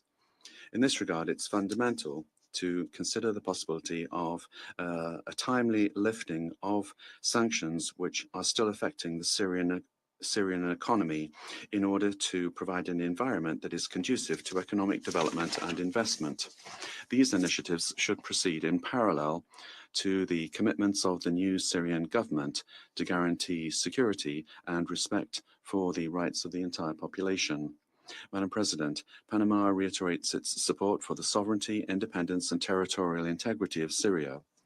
We believe it is crucial that these principles be respected because they are fundamental for the people and government of Syria being able to move forward towards a credible political process that will guarantee the participation and protection of all the rights of all its citizens. Thank you. Thank the representative of Panama for the statement, and I now give the floor to the representative of Slovenia. Thank you, Madam President. I wish to thank Special Envoy Pedersen and the USG Fletcher for their briefings. I also welcome the contribution of Ms. Saif. Madam President, the aspirations and rights of Syrian people to live in peace, freedom, and prosperity in Syria have not changed since peaceful protests 14 years ago. On the contrary, we can see the resolve to fulfill these aspirations and the pursuit of justice and peace are as strong as ever. We remain mindful about the sensitive situation in the country, and we continue to express hope. The Brussels conference, where donors pledged nearly $6.5 billion in aid to support Syria, clearly shows the will and readiness of the international community to help the recovery and reconstruction, with the EU and its member states pledging almost 3.4 billion euros. Moreover, the EU will consider further lifting of sanctions depending on the developments on the ground. This, however, remains a cautious hope, for many wounds from the past remain. There is a fear of revenge, impunity, and the return of violence. The continued instability is a clear indicator of the frail transition. The interim authorities face the important responsibility to protect its population and to ensure that every Syrian lives in safety, with dignity and without fear, their human rights being fully protected and respected. People of Syria, regardless of gender, religion, or ethnicity, are the ones that should shape the country's future. In this regard, we reiterate the importance of a Syrian-led and Syrian-owned political transition, facilitated and assisted by the United Nations and based on principles of the Resolution 2254. The UN Special Envoy has our full support in this regard. Madam President, on Syrian future, let me make the following remarks. First, the future of Syria depends on inclusiveness. It is crucial that Syria's peaceful political transition is genuinely inclusive. We take note of the recent national dialogue and urge the interim authorities to build on and beyond it. Concrete actions must follow. Only a transition that promotes an open dialogue among all Syrians can restore much-needed trust. Women, youth, and civil society have a crucial role to play in this regard. We hope that the recently issued constitutional declaration brings Syria further in restoring the rule of law and promoting a genuinely inclusive political transition. Second, the future of Syria depends on reconciliation and justice delivered. They are the cornerstone of a credible political transition. Laying early ground for a much-needed transitional justice is imperative. Accountability and justice for victims are essential for a stable and peaceful Syria. All individuals responsible for crimes committed, regardless of their affiliation, must be held accountable. We call on the interim authorities to fully cooperate with the United Nations, including the International Commission of Inquiry and the International, Impartial, and Independent Mechanism in this regard. The events in the beginning of March, when hundreds of people were killed in the Syrian coastal region, clearly show the fragility of the moment. We strongly condemn the killings and intimidations of civilians, and call on all sides to prevent any possible reoccurrence and to protect civilians. Third, the future of Syria depends on its unity and respect for its sovereignty, territorial integrity, and independence. In this regard, the agreement on unification of the SDF-controlled territories in northeast Syria with the rest of the country is a step in the right direction, as it bodes well for an inclusive and representative Syria. We call on all parties, internal and external, to refrain from any activity that could further inflame tensions, escalate conflict, exacerbate the suffering of affected communities, destabilize Syria, and jeopardize a credible and inclusive political transition. It is imperative that the new Syria does not leave any room for extremism and terrorism. We stress the obligation to respect Syrian independence, sovereignty, and territorial integrity. And we once again call for the full respect of the 1974 disengagement agreement. Fourth, the future of Syria should be resilient. First steps are the protection of civilians, critical civilian infrastructure, and safe and unimpeded delivery of humanitarian aid. Urgent challenges like food insecurity, water scarcity, fuel shortages, landmine contamination, displacement, and critical shortages in healthcare require immediate attention. Once the most immediate needs are met or in parallel, the authorities must work on economic prosperity and opportunity, on rebuilding the health and education system, and provide security. International community stands ready to help. This, together with respect of human rights, the rule of law, and democracy, will be the best foundations for a successful and resilient Syria. I thank you. I thank the representative of Slovenia for the statement, and I now give the floor to the representative of Greece. Thank you, Madam President, and let me thank Special Envoy Pedersen, USG Tom Fletcher, and Mr. Saif, Civil Society Briefer, for the insightful presentations. Madam President, as we're discussing the latest developments in Syria, I would like to briefly make the following points.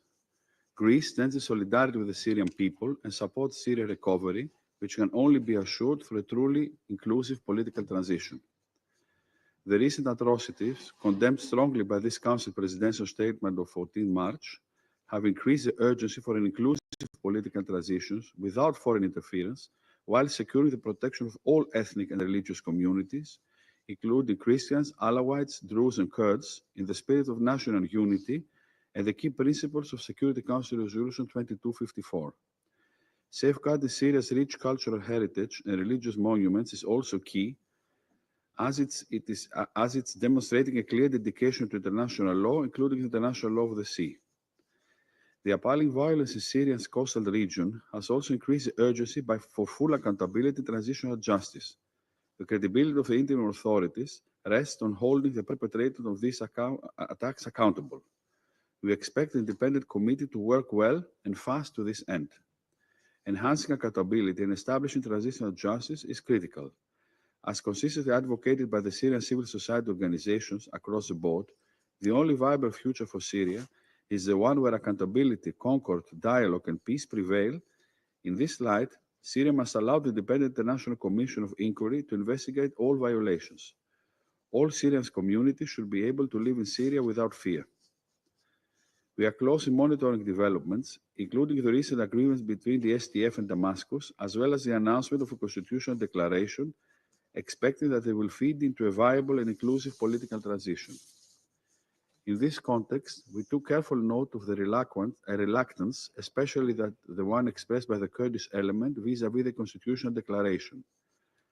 A declaration that contains several points raising concern, such as the lack of separation of power, or the law of one religion being the primary source of jurisprudence in a multi-ethnic, multi-religious country.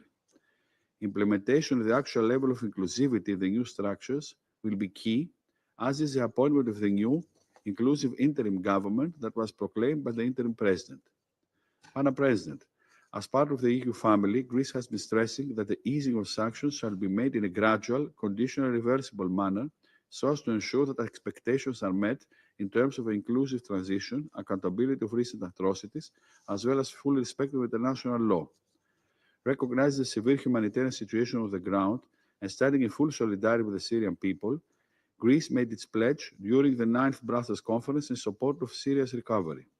Overall, the EU has pledged nearly 2.5 billion euros in support of the country's recovery for 2025 and 2026. Madam President, the creation of conditions for safe and voluntary returns of Syrian refugees must remain among our primary goals. Syrians deserve to go home and contribute to the rebuilding of the country. We fully support the efforts of the UNHCR and OCHA in this regard, as well as collective efforts towards restoring shelters and critical infrastructure in Syria, contributing to the safe and voluntary return of Syrian refugees. Greece reiterates its unwavering support for Syria's unity, sovereignty, and territorial integrity, and condemns all systematic violations of Syrian sovereignty. Lastly, we welcome the recent visit by the Interim Minister of Foreign Affairs, Mr. Al-Shabani, to the OPCW, and the commitment to work for the elimination of the remaining chemical weapons in the country. Madam President, in closing, let me stress that there is a path towards a prosperous, stable, and inclusive Syria. To get there, we believe this Council message must be clear. International legitimacy and recognition lie at the end of a fully inclusive political path with strong and inclusive state institutions and with respect to international law, including international law of the sea. These are critical elements for assuring regional stability and promoting Syria's long-term security and prosperity. I thank you. I thank the representative of Greece for the statement, and I now give the floor to the representative of the Syrian Arab Republic. شكرا سيدة الرئيسة. أرحب. Thank you, Madam President. I welcome the participation of His Excellency, the Minister for Foreign Affairs here in New York, and his attendance of a part of the meeting. I thank Denmark for its support for Syria and the Syrian people.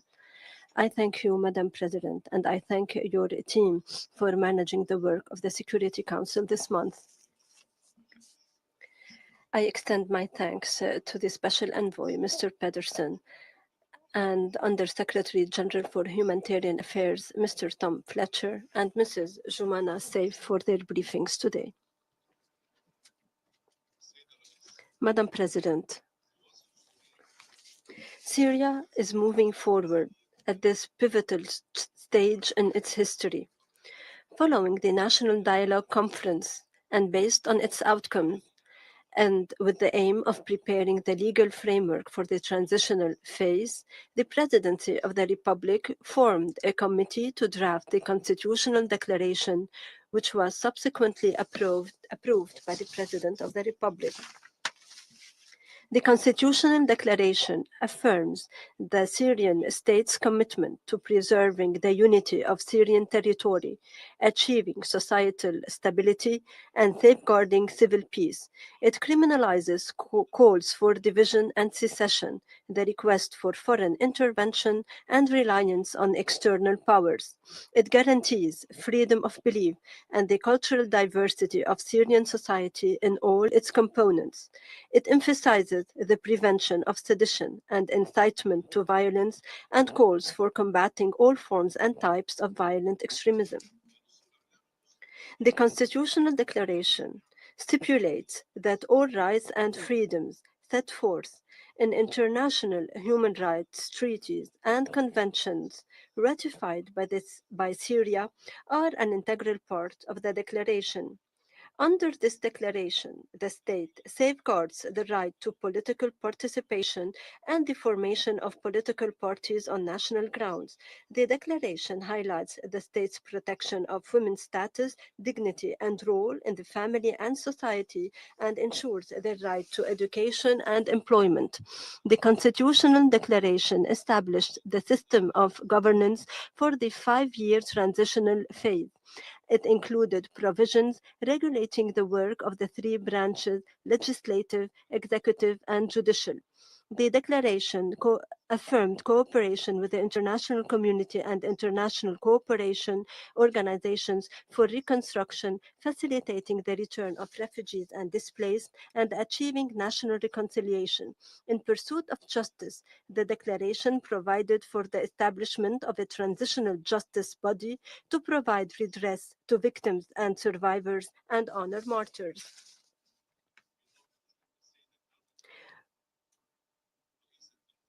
in the presence of the chairwoman of in the presence of Madame Carla Kinderd, President of IIMP, I would like to emphasize the importance of identifying the fate of missing persons. This humanitarian file is of paramount importance. We must put an end to the suffering of the families who must be enabled to know the fate of their loved ones. We look forward to our meeting later today. Madam President, while the Syrian people look forward to a future based on justice, freedom, and dignity, and to an end of bloodshed, tragic events took place on the Syrian coast. Armed groups, led by members of the former regime's security apparatus, launched treacherous and condemned attacks on general security, municipal administrations, and healthcare centers. These were followed by violations, summary executions, acts of vandalism and looting committed by some undisciplined volunteer groups. We had previously conveyed to the Security Council and to the Secretary General the content of the paper circulated by the Ministry of Foreign Affairs and Expatriates, circulated as document S/2025/152. The Syrian government condemned these heinous crimes, and the Presidency of the Republic formed an independent national committee to investigate the violations against civilians, public institutions, and members of security force and members of the army, and to identify those responsible. The committee will submit its report to the presidency within 30 days. The Syrian leadership affirmed that the new Syria will be a state of law and that the law will apply to all. It emphasized that any attack on the sanctity, blood, property of people is a red line, and that the blood of the innocent will not go unpunished regardless of the identity of the perpetrators. In accordance with the highest national interest and driven by a commitment to achieve civil peace among the components of the Syrian people, the Presidency of the Republic formed a high committee to safeguard civil peace and strengthen national unity during this sensitive stage. Moreover, as part of efforts to consolidate stability, an agreement was signed to integrate the SDF into the institutions of the Syrian Arab Republic, affirming the unity of Syrian territory and rejecting partition. The agreement guarantees the rights of all Syrians to representation and participation in the political process and all state institutions based on competence, regardless of their ethnic or religious background. It recognizes the Kurdish community as an integral part of the Syrian state, which guarantees its right to citizenship and all constitutional rights. The agreement also provides for the integration of all civil and military institutions in northeastern Syria into the administration of the Syrian state, including border crossings, the airport, and oil and gas fields. The executive and implementation committees have begun implementing the agreement within the timeline set for the end of this year. Madam President, the Syrian government reiterates its commitment to enhancing its partnership with the UN and its specialized agencies. The Syrian people eagerly await the improvement of humanitarian and living conditions, the launch of economic recovery and reconstruction, and the return to a path of sustainable development.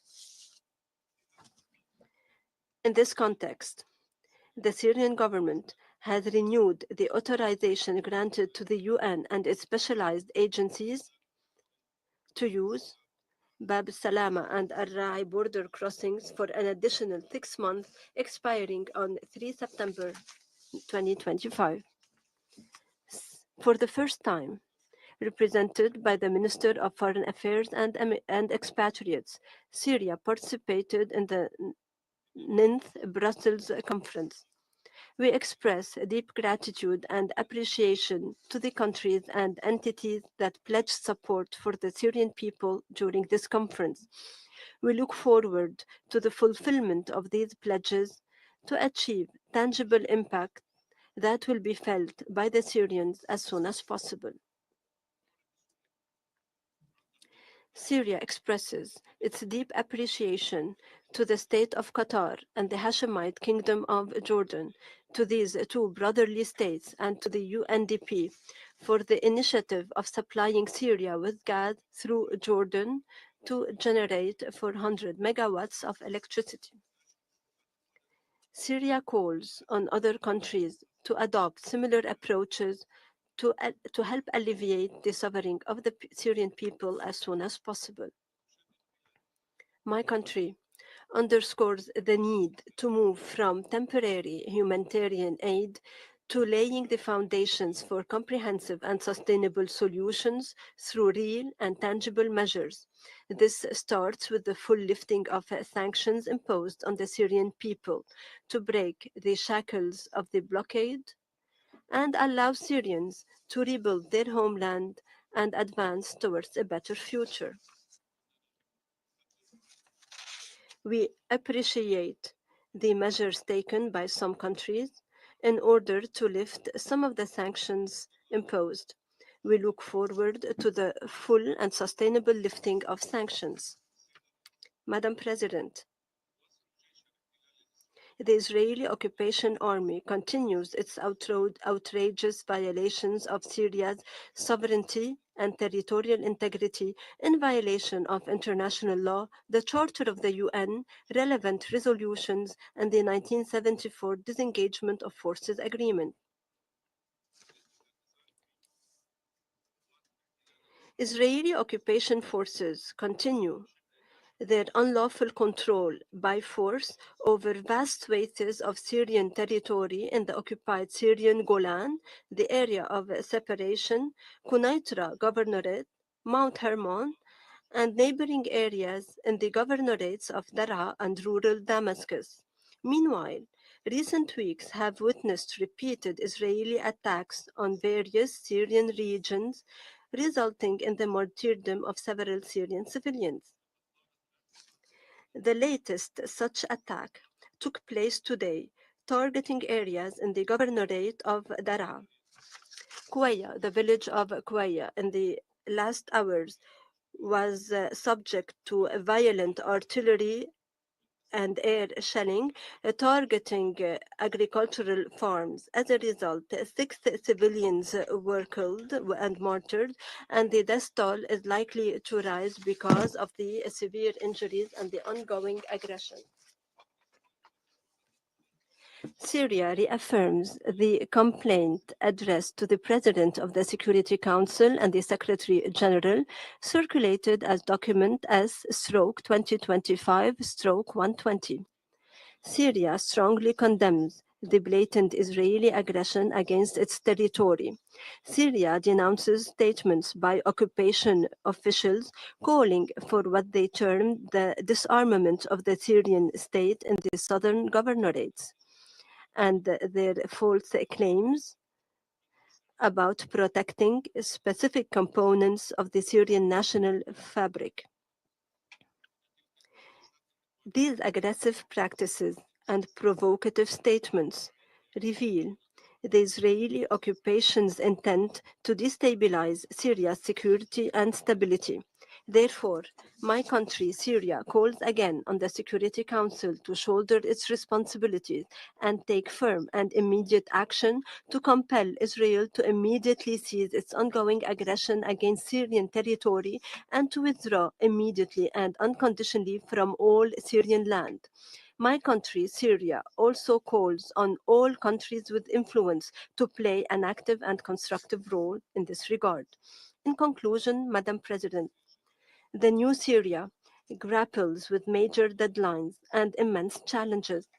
It looks forward to your support at this critical juncture to build a better future for all Syrians, by all Syrians, women, men, and the youth. A future anchored in the values of citizenship, rule of law, and advancement of society. Disregard for life and human dignity must come to an end. This requires confronting destructive foreign agendas and attempt to sow discord, spread hate speech, and incite to violence and terrorism. Thank you, Madam President.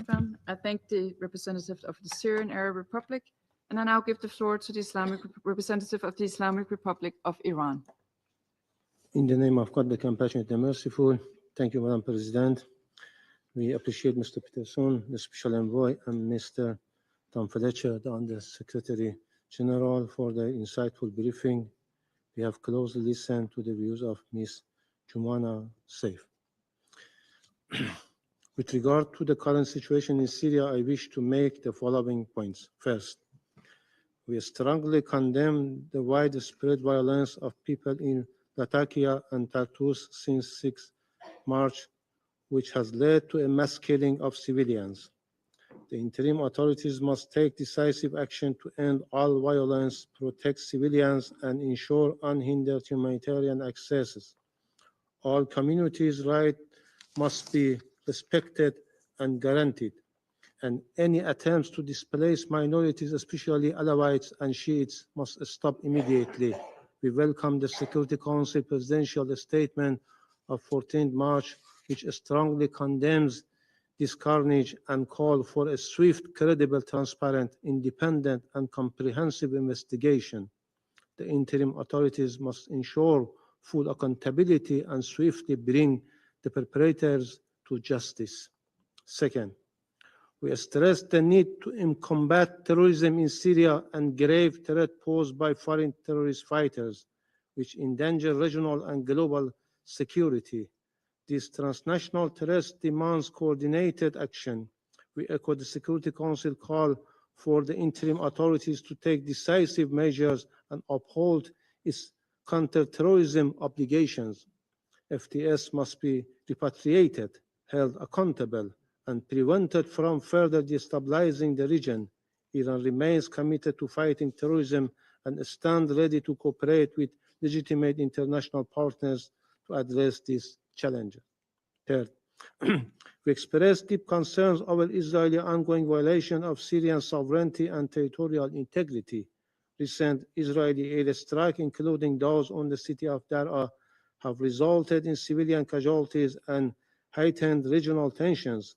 Such aggression constitute blatant violation of international law and exacerbate instability in the region. Furthermore, Israel's continued occupation of the Golan Heights remains a significant obstacle to peace and security.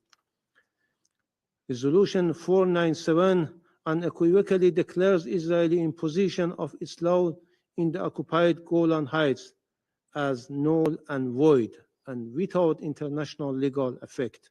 We call upon the Security Council to take decisive action to halt these violations and to compel Israel to withdraw from all occupied Syrian territories in compliance with international law and relevant UN resolutions.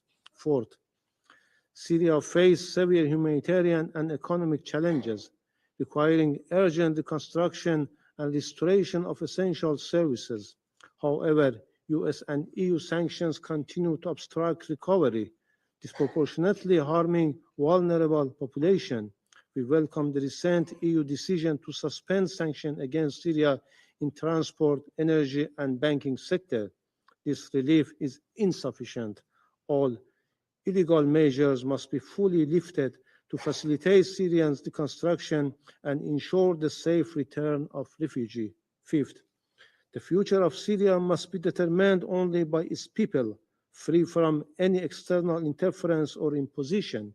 Iran supports the establishment of an inclusive government through free election and comprehensive national dialogue, ensuring fair representation for all Syrian communities.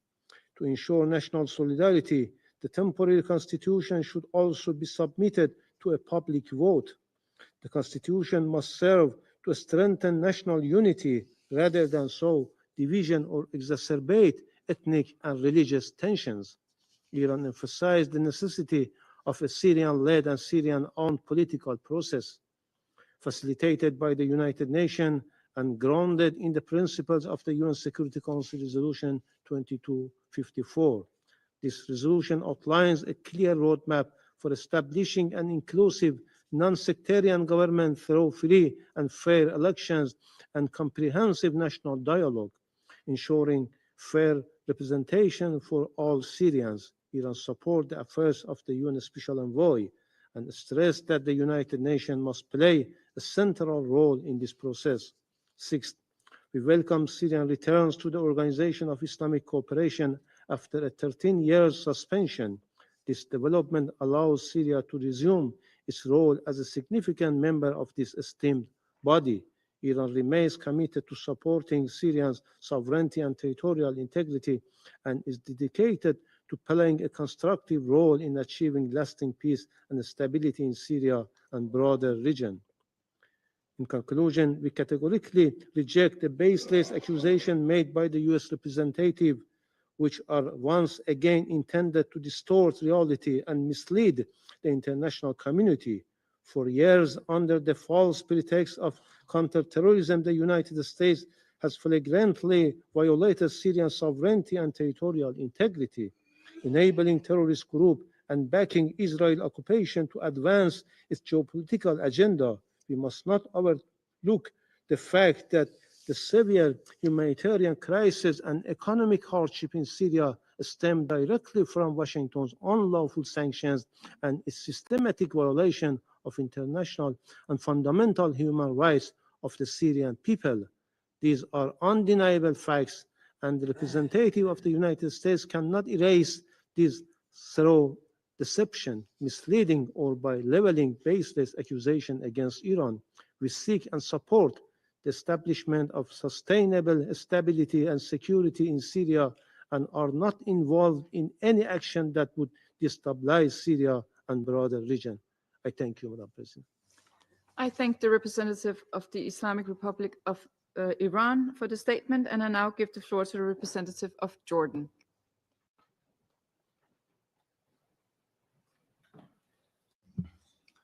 السيدة الرئيسة، أشكركم على انعقاد هذه الجلسة، ويطيب لي أن ألقي هذا البيان نيابة عن المجموعة العربية. كما أشكر المبعوث الأممي الخاص إلى سوريا السيد جير بيدرسن ووكيل على إحاطتيهما. كما Thank you, Madam President. Thank you. I thank Mr. Geir Pedersen and Mr. Tom Fletcher for their briefings. Madam President, Syria is going through a critical historic moment that requires an active international political will to guarantee stability and peace in this brotherly country. For decades, the Syrian people have suffered, and they deserve today the opportunity to live in freedom, security, dignity, and equality. The Arab group reaffirms that the security and stability of Syria are a cornerstone for stability and security in the region. We reiterate the importance of standing with the brotherly people of Syria to end the reconstruction and rebuilding of an Arab unified, independent, stable, and safe state for all its citizens, where there is no place for terrorism or extremism, no violation of its sovereignty or territorial integrity by any party, and a state that fulfills the rights and respects the rights of all its citizens. The Arab group reaffirms its unwavering position in supporting the Syrian people and their efforts in rebuilding their homeland based on the principles that preserve the security, sovereignty, and independence of Syria, guarantee the right of its people, and fulfill their humanitarian and developmental needs. We reiterate that international support to Syria is not a moral imperative, but also an investment in the stability of Syria and the future of the region and all its peoples. In this regard, the Arab group reiterates and underlines the importance of intensifying international efforts aiming at supporting the Syrian people in rebuilding their country through a Syrian-led and Syrian-owned process that engages all components of the Syrian people to guarantee the unity, stability, and safety of Syria and guarantees the rights of all its citizens. We welcome the outcomes of the Syrian National Dialogue Conference, particularly its reaffirmation of the preservation of the unity, sovereignty of Syria over all its territories and its rejection of all forms of partition or abandoning any part of its lands. We reiterate that this conference is a step on a path that needs to be completed for a comprehensive, inclusive political process owned and led by Syrian people that includes all components of the Syrian people for a better future in line with the principles of Security Council Resolution 2254. The group reaffirms the need to support Syria in reconstruction efforts, to mobilize international aid, to increase the extent of aid targeting early recovery projects, enhancing the capacities of Syria in rebuilding the state, and overcome all the obstacles to reconstruction efforts. We reiterate that, and at the same time with providing the transitional framework following the ouster of the previous regime and the implementation of relevant reforms, that there is a need to lift the economic sanctions imposed on Syria as soon as possible. These sanctions obstruct the interests of the Syrian people and the recovery of the Syrian economy as well as the political transition phase. This should be part of the international efforts to support peace and prosperity in Syria. Madam President, settling the question of Syrian refugees lies in their dignified, voluntary, and sustainable return to their homeland. However, this requires the safe and appropriate conditions for this return and to have the security and living conditions, political conditions needed for this return. We reiterate that early recovery projects, particularly in the sectors of housing, education, health, and energy, are vital steps to create the conditions conducive for the return of the Syrian refugees in a voluntary, safe, and sustainable manner. In this regard, we reiterate that countries hosting Syrian refugees cannot bear the burden of hosting these refugees alone. As such, the international community is required to provide financial and technical support to ensure that the hosting countries are capable of continuing their humanitarian role that they are performing on behalf of the international community until such time when refugees are able to return to Syria. We need to point out to the centrality of the need to respect the unity, territorial integrity, and sovereignty of Syria. We reiterate that any violation of this sovereignty, including by the Israeli occupation of parts of the Syrian territories, represent a threat to regional stability. We condemn in this regard the Israeli occupation and its attempts to interfere in the domestic affairs of Syria and the incursions and the repeated airstrikes, Israeli airstrikes against the Syrian territories, including Israeli forces incursion and their shelling of the Koya village west of the city of Daraa today. This has led to the killing and the injury of several people. This constitutes a blatant violation of the international law, thus exacerbating and heightening tensions in the region, and escalation would lead to further conflict. We call upon the Security Council and the international community to shoulder the legal and moral responsibilities, compel Israel to stop its aggressions and deliberate provocations, as well as compel Israel to respect the sovereignty of Syria. We reiterate the need to comply with the 1974 disengagement agreement, the respect of the international law, and the immediate withdrawal from the occupied Syrian territories. We call for enhancing regional and international cooperation in fighting all forms of terrorism, including ISIS and other terrorist groups and elements. We reiterate the importance of collaboration in fighting drug, weapon trafficking, as well as transnational organized crime that represent an additional threat to the security of Syria and the region as a whole. In conclusion, Madam President, the Arab group reiterates that the new Syrian government is shouldering tremendous responsibilities related to addressing the repercussions of the previous regime and the fulfillment of the aspirations of Syrians in a safe country. In addition to the reconstruction process, our role is to support Syria and its people in achieving peace, stability, and prosperity following years of killing, displacement, destruction. Thank you, Madam President. I thank the representative of Jordan for the statement, and I now give the floor to the representative of Qatar.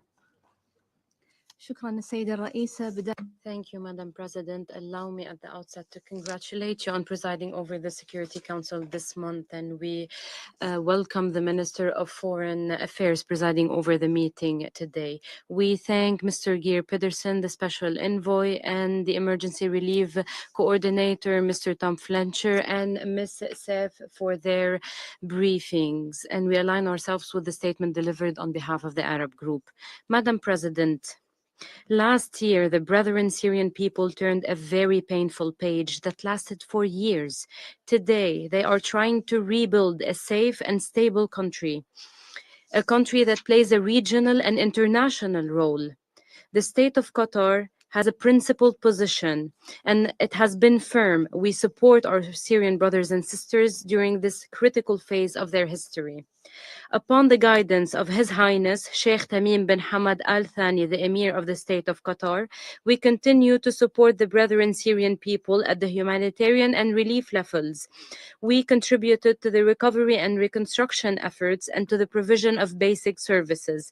We recently supplied Syria with natural gas via Jordan, in cooperation between the Qatar Development Fund, Jordan's Ministry of Energy and Mineral Resources, and the UNDP to generate 400 megawatts of electricity daily as a first step to address the severe shortage in electricity, thereby improving basic services. This in addition to hundreds of tons of humanitarian assistance we are sending by air.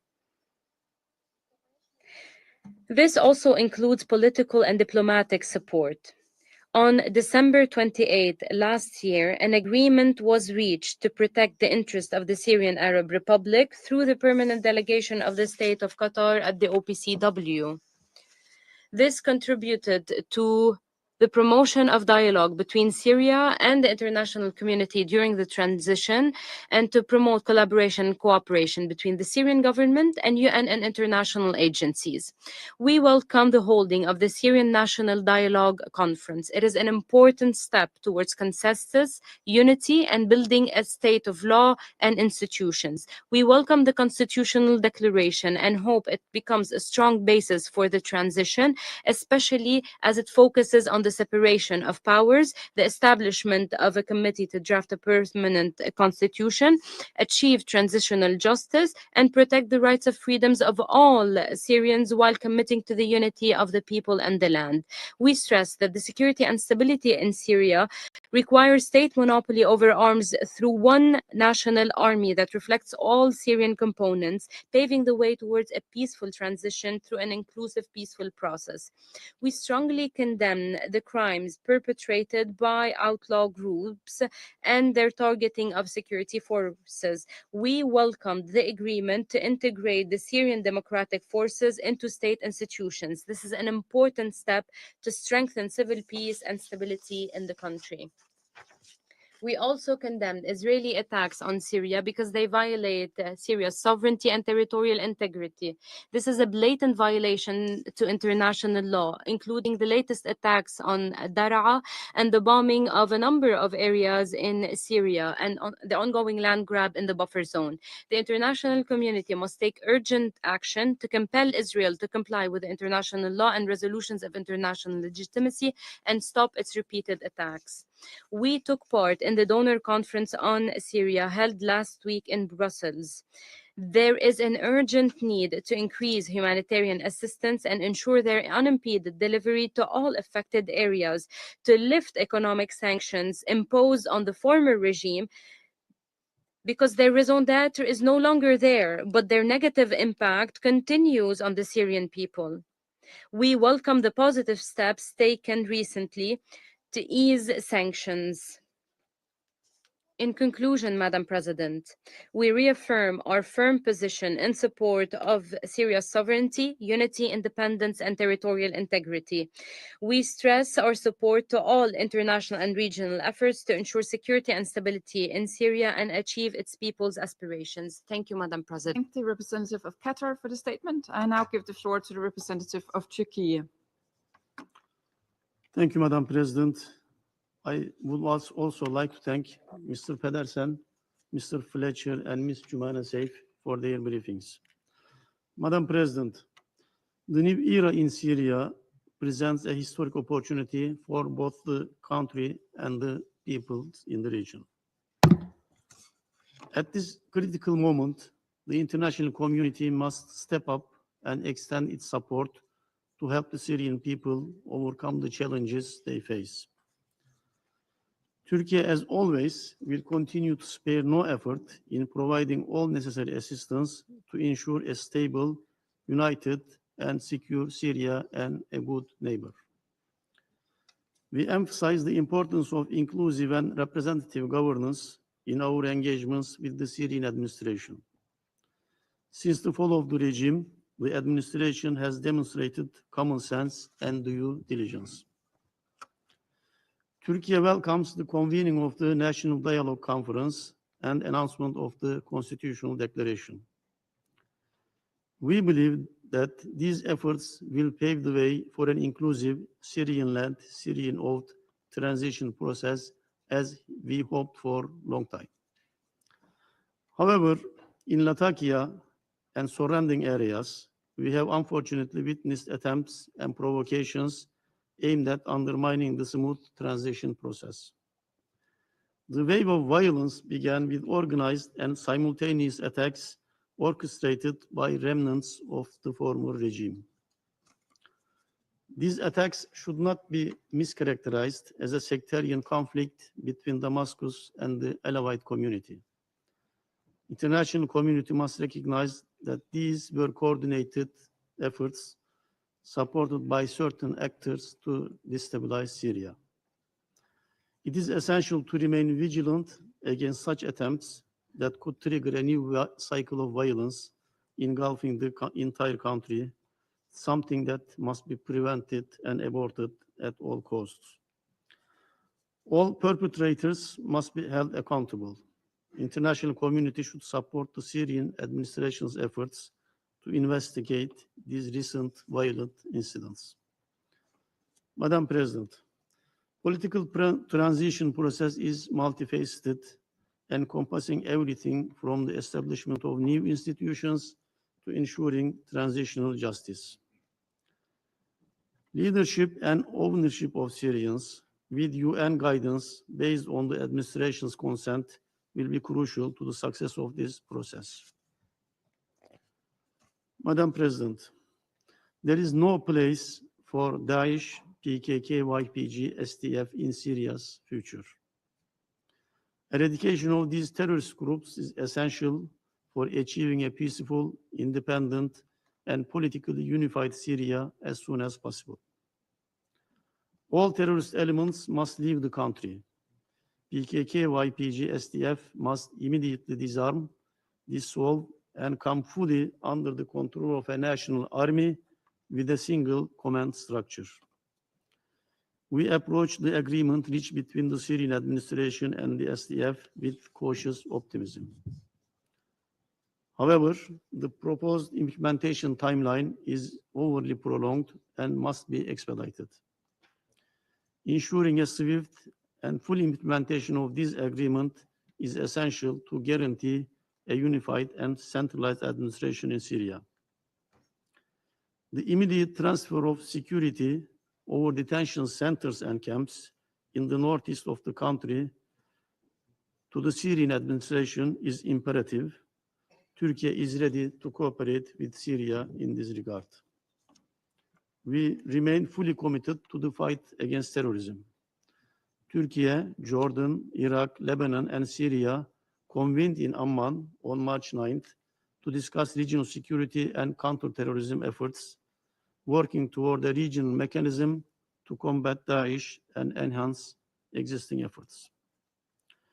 Madam President, Israeli attacks continue to violate Syria's sovereignty and pose a threat to the future of the region as a whole. International community, especially this Council, must speak out against Israel's increasing aggression towards Syria. We strongly condemn Israel's continued military escalations and urge this Council to make immediate and decisive action before it becomes too late. Madam President, Syria needs full support of us, all international community, to ensure a meaningful and lasting impact on the future of its people. Our collective efforts are essential in providing humanitarian and reconstruction aid to Syria. Reconstruction of critical infrastructure and economic recovery remain urgent priorities. Without restoring normalcy, return of displaced Syrians to their homeland may not be possible. International community must prioritize securing funding for humanitarian activities, as this remains a significant challenge. We once again call for lifting all sanctions to help Syria overcome its ongoing security and economic challenges. Syrian people deserve relief from suffering so they can rebuild their lives with dignity, hope, and peace. Turkey stands ready to support all sincere efforts that benefit the Syrian population and especially to jointly work with UN agencies. Thank you. I thank the representative of Turkey for the statement. There are no more names inscribed on the list of speakers. I now invite Council members to informal consultations to continue our discussion on the subject. The meeting is adjourned.